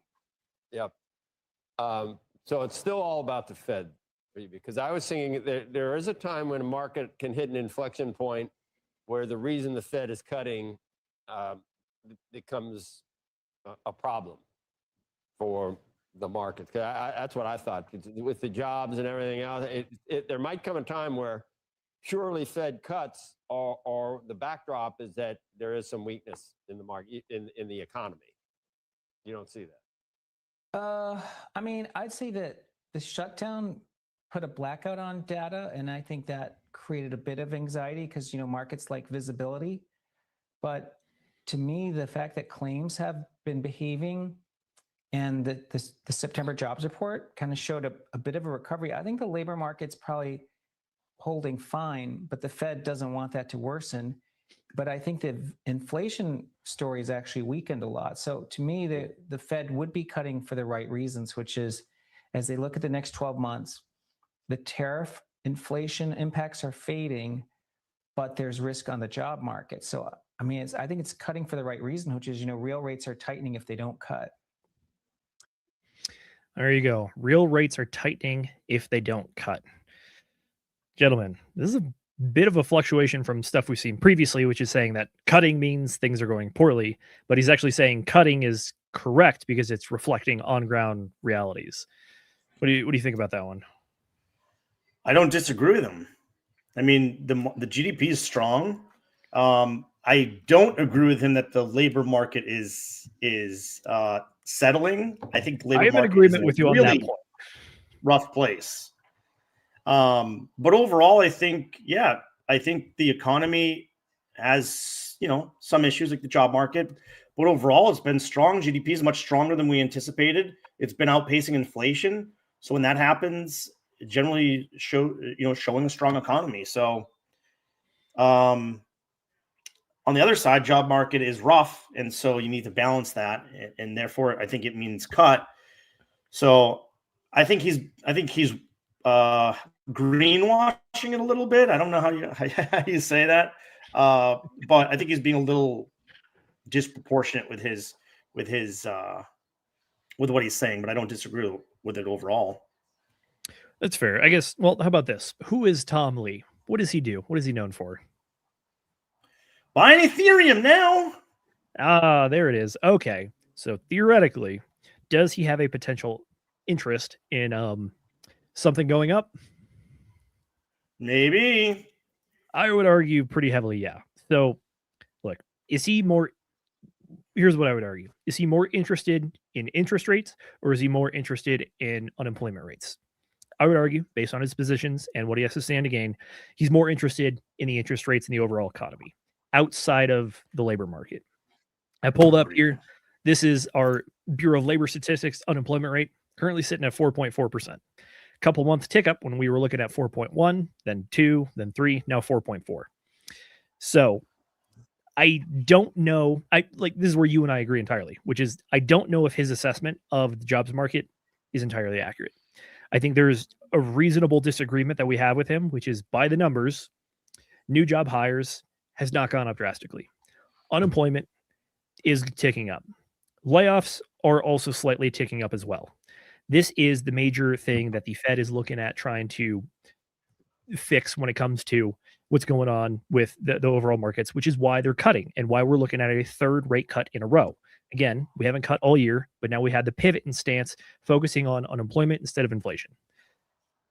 The key thing that I think he's arguing out of here is he's saying that it's not bad news. It's actually good news, not in the sense of like number go up, but good news in the sense that the Fed has a more accurate grasp of the situation and is acting accordingly.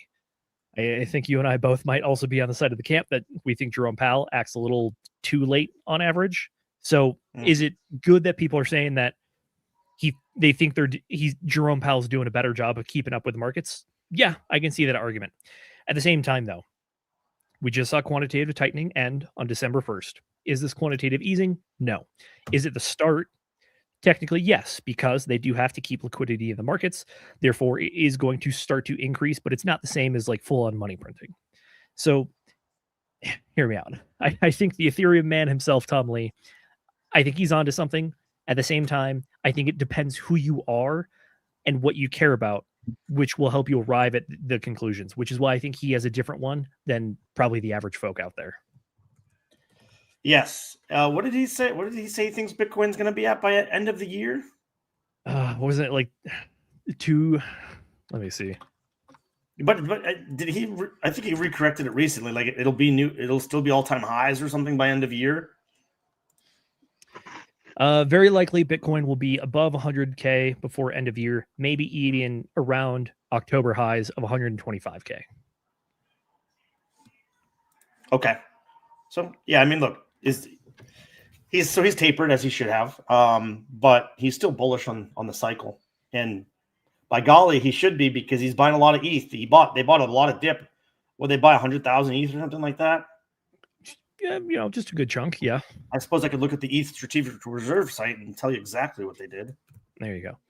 You are correct, though. Is it still a bullish prediction? Yes. Is it a big revision down from his previous prediction of 200,000 or even $250,000 Bitcoin by the end of the year? Yeah, that's a pretty big revision. Mm-hmm. Let's see. Bitmine. Their last buy was November 30th, and it was almost 100,000 ETH. Yep. There you So go. he bought the dip. There you go. The 15th, 22nd, and 29th purchases there. Let's take a look at the chart. Yep, line go up. Can confirm. So they now have over 3% of the supply on their way, in their mind, on the way to try to get 5% of the supply. Yeah, these are not small purchases either. 168 million, 216 million, 300 million, all in the course of a month. Nice. Yeah, it must be nice. By the way, they are 61% of their way to their target of 5% Ethereum supply. So that translates to 3% of Ethereum supply. But yeah, 30 days, up 10%. Ethereum per share, up a good bit, actually. So yeah, look. Tom Lee is a guy that we kind of cover on here a good bit. At the same time, though, we do take him with a pretty large grain of salt. But I mean, overall, the reason for this clip tonight is saying that rate cuts are accurate. Maybe not good, but accurate. And we might disagree on some of the surrounding data, but overall, we agree that we should cut. Yeah. Look, this is a big one that I'll agree with. Tariff inflation is fading. Yes. Yeah, for sure. The further we get in time away from tariffs, the less we see them actually affecting the markets, as we saw when we had the giant dip back in March and April. We are a long ways away from them. Since then, we even made new all-time highs multiple times. Granted, we did see some of the US-China stuff flare up after that 90-day window expired. But even that, I believe, is largely finished at this point. So if anything, I would argue this is probably the most accurate claim. The jobless claim and the labor market holdings, that's where we're going to have some disagreement. But look, overall, rate cuts are on the trajectory that we've expected. Again, Jerome Powell's probably going to get mad at us for sharing this information and trying to preempt the data like he likes yelling at us for. But hey, 88% cut coming in. Tell you what, let's look at Polymarket. Fed decision. They're even more bullish. 93% chance of a cut. So, look, what's the chance of 50 BPS? Like 1%? 1%. Yeah. Yeah. I don't buy that. That's not happening. Yeah, it's true. It's true. All right. I don't know. Any final thoughts on Tom Lee here? Look, he's the Michael Saylor of Ethereum. They're unlike people in the Pulse chain ecosystem. Not everybody likes to FUD their own bags. Okay, so yeah, he's a permabull. Like, it makes sense. If you are a large holder of Ethereum, odds are you want Ethereum to increase. And yeah, that's Tom Lee. Do I think he has a good point? Vitalik. Yeah, that one will continue to be a mystery, but that's probably an entire other show for another day. I don't know. Will, you're awfully quiet over there. Is this hubbub? Does he make a good point? It's hubbub. All right, yeah. There you go. Final verdict. It's all hubbub. So apologies for potentially wasting time on a clip there. But hear me out. Am I the guy that likes to get in the weeds when it comes to the interest rates and how we think that's going to affect the overall markets. Yes, that's me. You talk about R start or that neutral rate. Yeah, I'm here for it. I want to hear where people think it's going to be. He thinks it's going to be lower, which honestly, I'm kind of surprised he actually didn't think it was going to be lower than his original prediction, actually. But at the same time, though, I think this post for me is a decent capture of some contrary perspectives about where they believe the market's going to be. Obviously, Polymarket and FedWatch think it's going to be a quarter point lower. I would argue Tom Lee is actually arguing for maybe something lower than that, or just a continuation of the trend, and we're going to see cuts coming into the future as the situation needs it. He says it's needed because they're reducing rates to reinvigorate business, to really combat the jobs reports and whatnot. But at the same time, the thing that we really care about on this side of the fence is that when the rates go down and quantitative easing starts up, that means money supply expands. That means that assets go up, and well, crypto's an asset, baby. It's something, Right. man. Bam. It's something. That's true. Tell you what, Will, I got a different story that might interest you a little bit more. This one is Degen Roundtable's weekly security reminder. Ah, yes. We have an article coming from Tech Radar Pro. Europol takes down a crypto and laundering network worth $700 million. All right, let's see how it happens. We have Now a nobody can two-stage, get their laundry done in Europe. All the laundry is gone. because that's what that means exactly. All right, allegedly, this is a two-stage campaign that resulted in arrest of 9 people.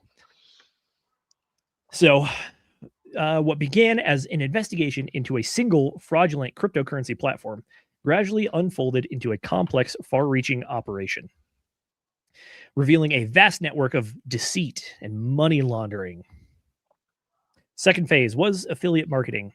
In a press statement shared earlier this week, the police agency explained that the operation was split into 2 parts. In the first part, coordinated police raids were executed in Cyprus, Germany, and Spain. Here we see the classic news story of, well, they seized digital devices, high-value watches, and arrested 9 people suspected of laundering the stolen cryptos through fake investment trading platforms. So there you go. The classic, we got the crypto bros and their watches too. I don't know why they keep sticking on this point, but they do. The watches, bro. It's all about the watches. You got to get your watch, otherwise you can't be like Andrew Tate. You can't be like Richard Hart. You have to have the fancy fucking watch, bro. That's what it is. It's all about the watches. You know, that's Richard why Hart, I rock and roll with this Armatron. Did you both watch Richard Hart's video? I know, Will, you did because you said it pushed you into the ProveX sacrifice. But he answered some questions from people. And one of them, he was like, you could spend your money on something better than watches. So even Richard Hart, has he changed his tune on watches? Maybe. I just find it funny that this is always involved in there. Yes, it's funny. It's so odd. All right, let's keep it going. Here's how it worked. The crooks would develop fake crypto investment platforms, lure, quote, thousands of victims with sophisticated advertising, such as, hello, I'm a Nigerian prince. Please send me 1 Bitcoin. I will send you 2 when I get out of my country. And then repeatedly contact them through criminal call centers to pressure them into investing even more. Phase 2 of the operation focused on affiliate marketing infrastructure that supported the online scam. Coordinated actions were taken against the companies and suspects behind fraudulent advertising campaigns on social media platforms. This kind of advertising that promises high returns on low investments with 0 to no risk in many circumstances included deepfake videos of celebrities, politicians, and tech gurus such as Donald Trump, Elon Musk, or Michael Saylor. Europol says the data of potential investors obtained this way is vital to the functioning of the crypto scam industry. Well, there you go. Deepfakes hitting people. We've evolved from the scam calls telling grandma to go take out $10,000 in PayPal gift cards and then sending them to her. You can't tell anyone at the bank because they're in on it too, to now getting deepfakes going on. So listen, gentlemen, is this an evolution or is there nothing new under the sun? Well, I mean, we've been seeing deepfake videos of Elon talking about starting a crypto coin or whatever else for like years now. So I'm actually surprised it's taken this long to bring some of these people to, to justice. This is, one of probably many groups, but honestly, it sounds like this was probably one of the more coordinated and well put together groups doing this, crypto scam. So again, they're not the only ones, but certainly a win for Interpol.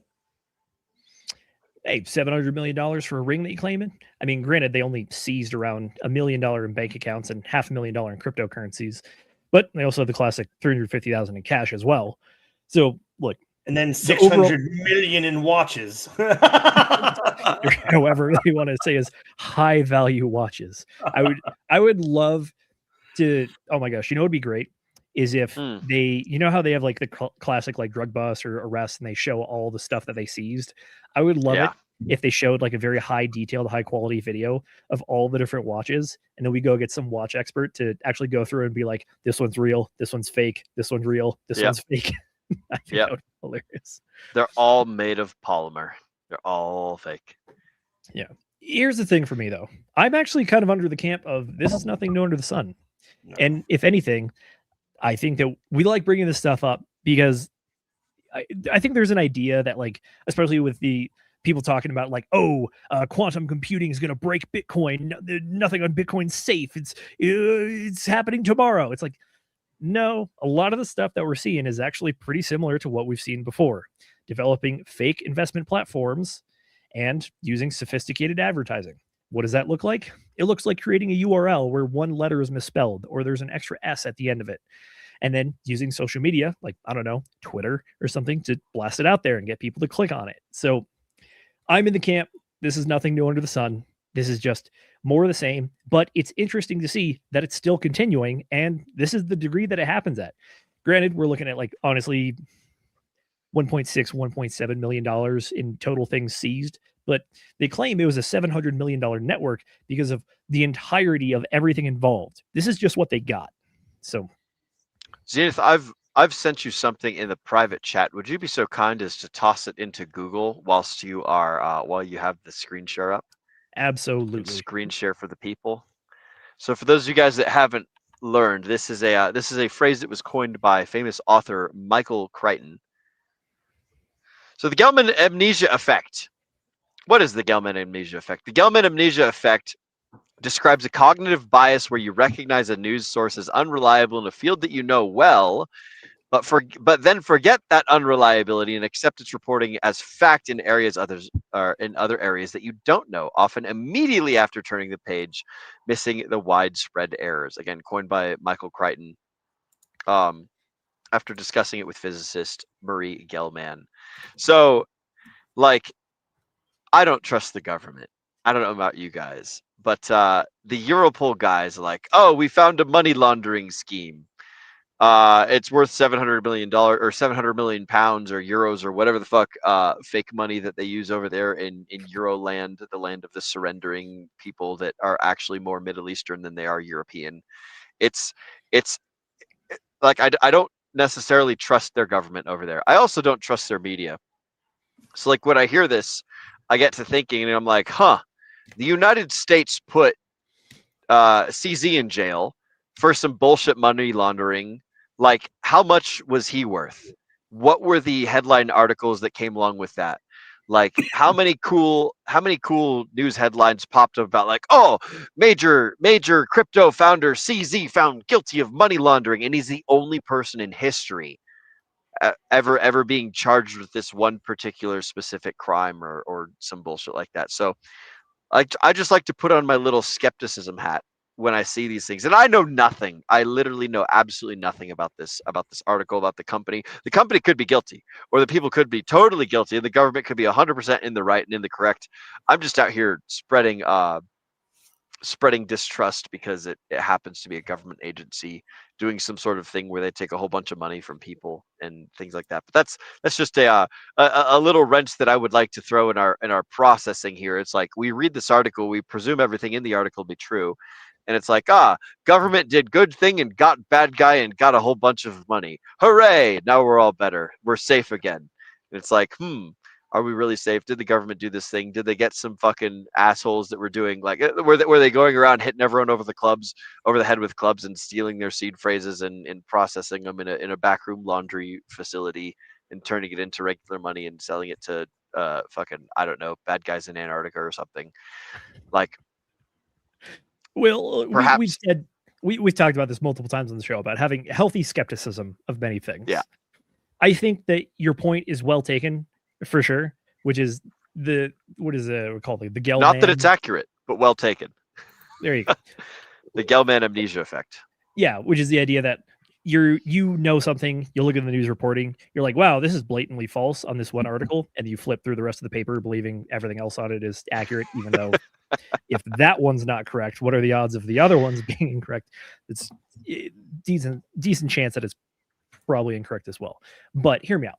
Even if all of that is true, even if this is hogwash, even if it's all just factually incorrect and they're hyping themselves up about, oh yeah, we got the bad guys, and it's like, no, you kind of did what the SEC did previously in the debt box case, where they definitely broke a lot of rules and lied to judges and seized money that was not supposed to be seized. Even if that's true, from the cybersecurity standpoint or the crypto security standpoint, do you think we can still take some good points away from this? Yes, absolutely. 100%. That's fair. So tell you what, let's go back and look at it. All right.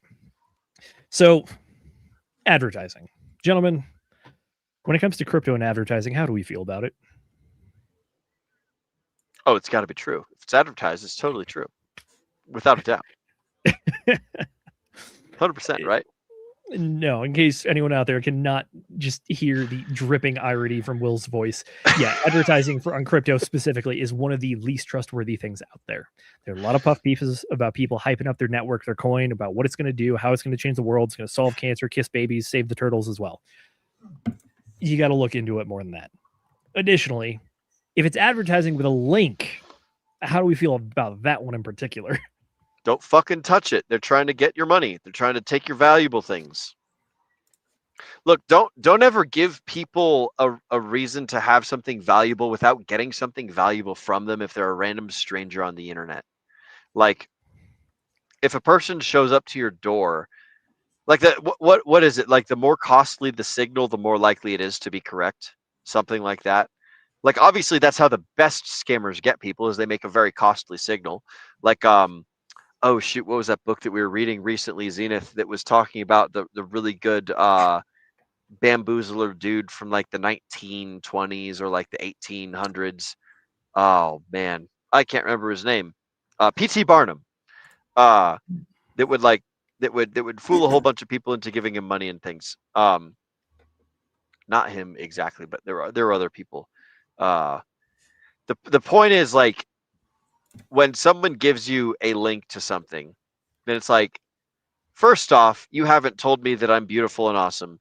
You haven't sent me $100, and you haven't like come and watched 300 hours of my YouTube show where I talk about things. So it's like, without you putting in this effort to be like, hey, you're a cool and awesome person, and I contributed to you a lot, and I've sacrificed a ton of my attention, a ton of my time, and a ton of my like ability to compliment people. Like, if people don't give you something and they try and be like, hey, check out this link that's got a whole bunch of free things in it that will make you super duper rich and you don't have to do anything. It's like, nah, you're getting scammed, bro.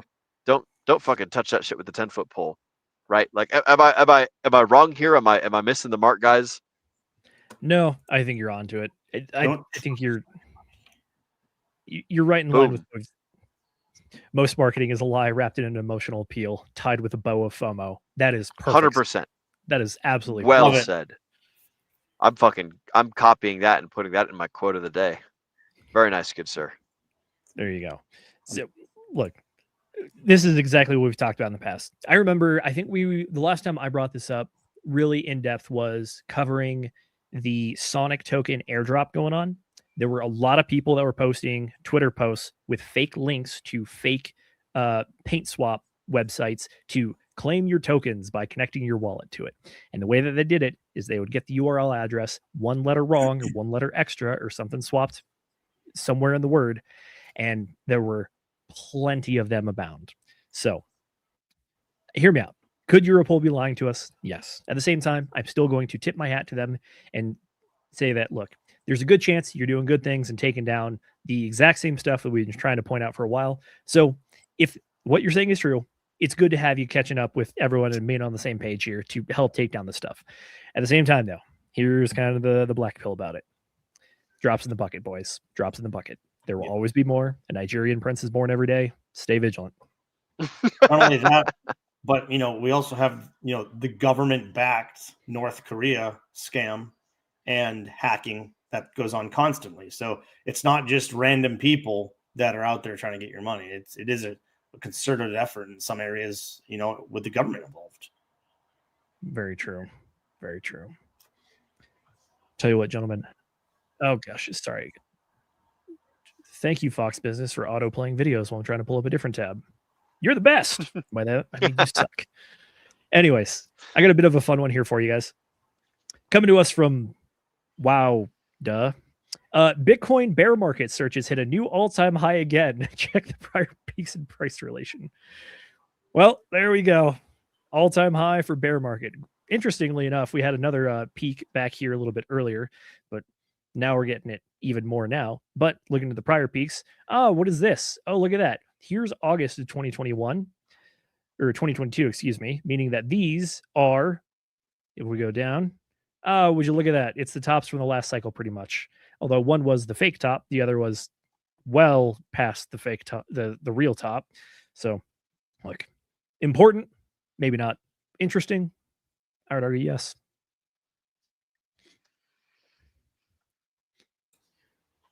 That's a lot. Granted, it's over time. Percentage based, but yes. Oh, we've been saying for weeks now that's the main narrative. That's what the main influencers are.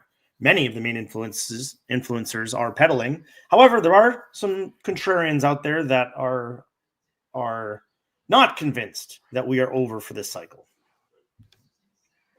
Yeah, I mean, look, even to give you another example of people that think that it's not over, this is what you deal with on Twitter. We get both. It is whiplash, back and forth, baby. Coming to us from Bitcoin Archive, Bitcoin is flashing major on-chain stress signal. Bitcoin hash report has flipped bearish. Short-term holder NUPL, not sure what that one is, dropped into negative territory. Miners and short-term holders are capitulating. Historically, these conditions appear near major bottoms. Patience. Looking at the hash ribbon. Okay. Hash ribbon goes down. Well, also looks like a bottom. So, bear market bottom. I don't think that's what they're saying on this one. I think they're actually saying local bottom. So, there you go. Daily take of both sides. Take it or leave it. Could be. Could be. That's true. All right. Tell you what, I got one more that's actually what I think is somewhat important. So, there was a comment related to this. Where did it go? Hey, that's us, the Crypto Roundtable. That's right. We will be talking to the SEC, allegedly. Mm-hmm. I don't know. I don't have a flight booked for it, so that one might be a little hard to get to. Anyways, nah, bro, they're coming to us. Yeah, there you go. Hexing lost in Asia. There you go. Shouldn't Tornado Cash be on that list? I think it's ETH strategic reserve. Oh, thank you very much. It could be. All right, coming to us from the SEC, Crypto Task Force Roundtable on Financial Surveillance and Privacy. They will host a public roundtable to facilitate an in-depth discussion on policy matters related to financial surveillance and privacy. If you want to register, it's for in-person attendance only, but the event will be webcast. And if you're interested, December 15th, that is next Monday, by the way, from 1 p.m. to 5 p.m. Eastern Time. Let's see what we got going on. Okay, opening marks, welcoming stuff. Ooh, we got the Crypto Task Force. We remember those guys from the announcement back in January, and then we haven't heard much since. Discussion of financial surveillance. Okay, what do we got going on? We have an Alien Network Foundation. Then we got, what's this? The founder of Zcash is going to be there, baby. That's right. And then after that, just, a bunch of other folks.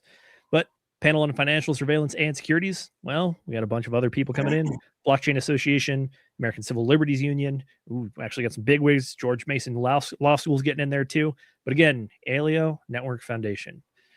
I don't know much about these guys, but I'm just saying they're getting in on it. So it's going to be interesting to see what they say.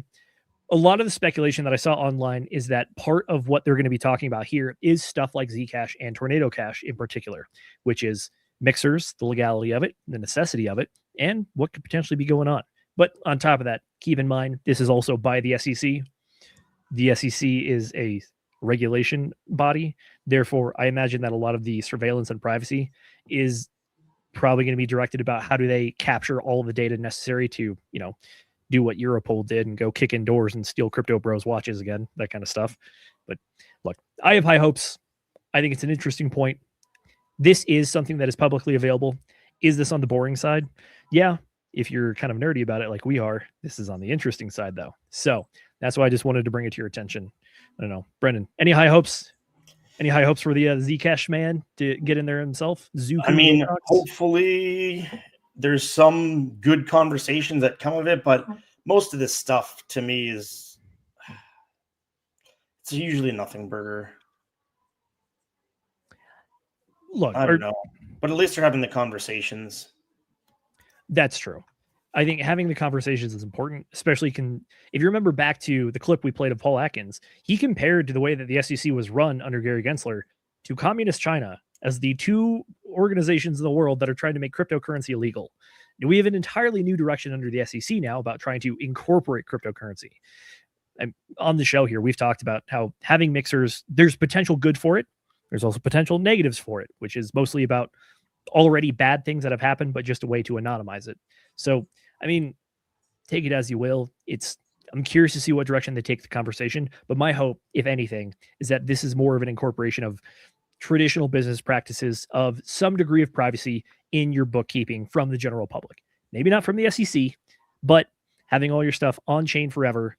I understand the nightmare conspiracy theory of Bitcoin was created by the CIA to track all your transactions all time forever with permanence. And it's like, hear me out. I get it. Do I buy it? Personally, no. Yes. Oh, no. That's what I meant to say. Thank you, Will. But by the way, I do think it's kind of interesting because look, founder of Zcash is there, and I just want to say, this is the Zcash chart on the weekly. Let's get a price poll. That says 2,000%, by the way. Woo. That is what I would call not too shabby. I would agree. This started back in late August, early September, but since then, Zcash has been on an absolute tear price-wise. Granted, we do have a bit of a correction, so let's flip it the other way, see what we got going on. Down 60% since the recent top. But at the same time, a 60% drop after a 2,000% run, yeah, you're still looking pretty good. That pretty much means that you have effectively 10x because if we take the poll down at $35 here, currently sitting at 350. Hats off to all the people that were in Zcash. I was not one of them, but hats off to all you guys that are out there. You did well.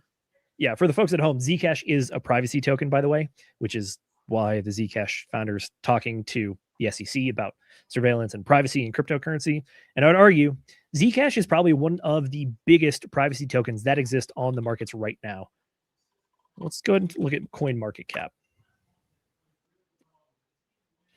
Privacy. Why are you not privacy coins? Excuse me, second largest. Monero is still larger. Granted, it's 6.8 billion versus 5.8 billion market cap, but realistically, those are the only two. We do have some ones lower down, but it's by a factor of 10 how much larger they are than the other ones. So, look, Zcash founder talking to the SEC, that's a big player. Stay tuned. We shall see. True. Alrighty, Will, we are coming towards the top of the hour. Would you do me a favor, good sir?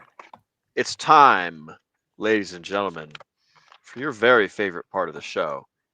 None other than chat motherfucking shoutouts. Let's get into it. Absolutely. First off, good buddy Chad Donnerschwanz coming in here saying, hello, fellow base crypto bros. Good to see you, sir. Good to see you. Well, I believe you had this next one starred.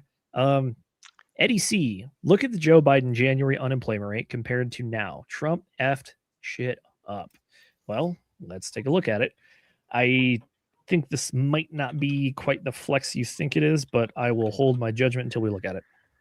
No, I just saw that was the first time I had seen Eddie in the comments, and so I just auto-started it. I didn't even think about what he was actually saying. Oh, we've seen Eddie around here. We know this guy. He's had... Hey, no, I mean today. Oh, today. That's fair enough. Tell you what. Hello, Eddie. But to your point, let's see. January of 2025. You are here. And it's gone up. Huh. Interesting. Keep in mind it's a monthly chart, but if you want to extend it a little bit further, this is pretty much the start of the Trump administration.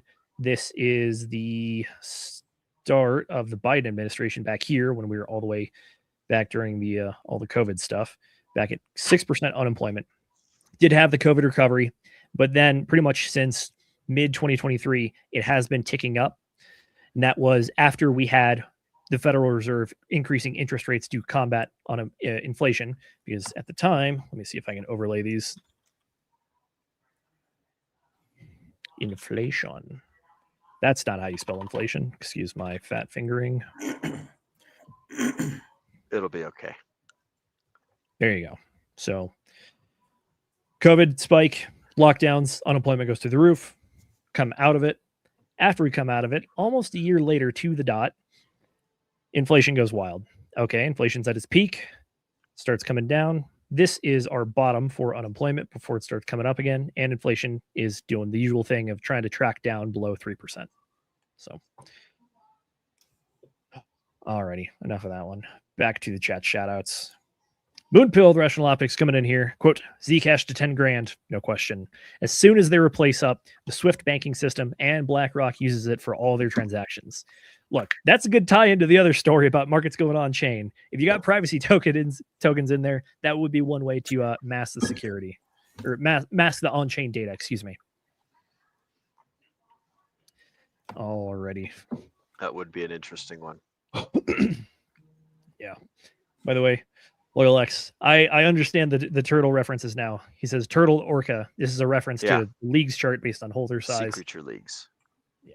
And then to close this out for chat shoutouts, Moonfield Rational Optics coming in with another one. This is what we were talking about. Fortune favoring the bold and, actually getting in on there. It says the bold move is to dare to pull the lever in the first place. Or as our good friend and friend of the show, Weird Al Yankovic would say, dare to be stupid.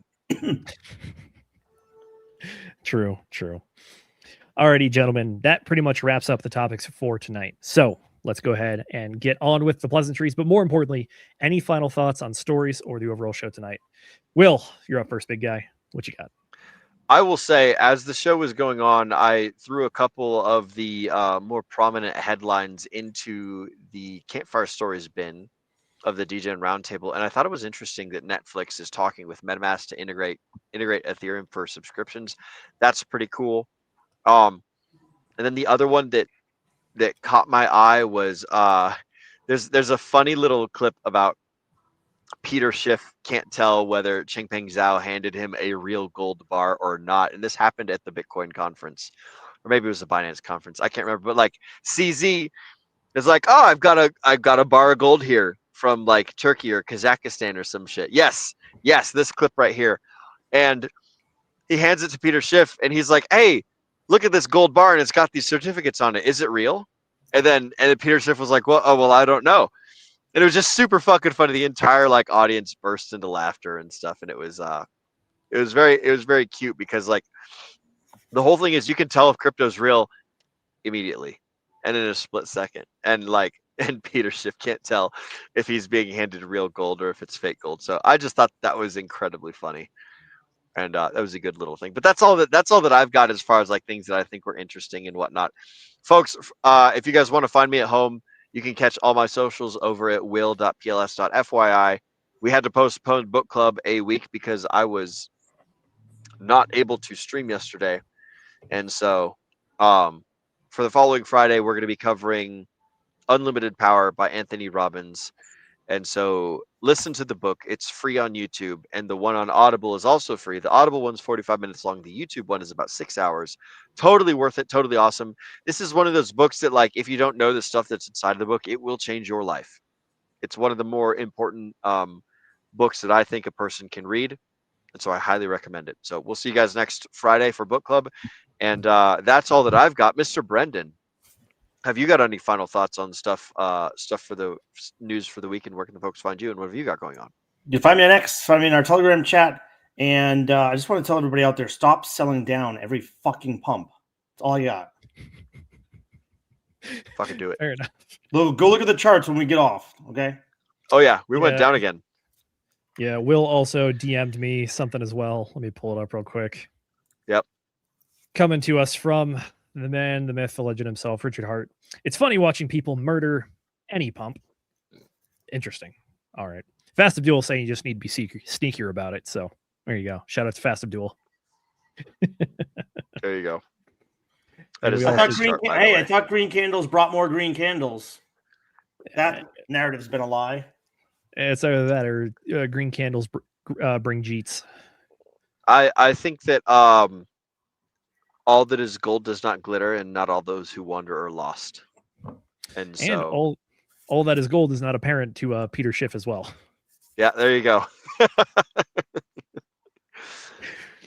Fair enough. Alrighty, folks. I am Zenith. You can find me on X and Instagram at zenithdi. But more importantly, you can find myself and the rest of the gang here down in the Telegram below. You can get into there by scanning the QR code directly to your left of Brendan in the corner there. That will take you to the DRT Telegram, where you have a channel for everything going on, whether it's books, anime, the actual market stuff that we care about, or just having a good laugh along the way. You can find all of that inside of there.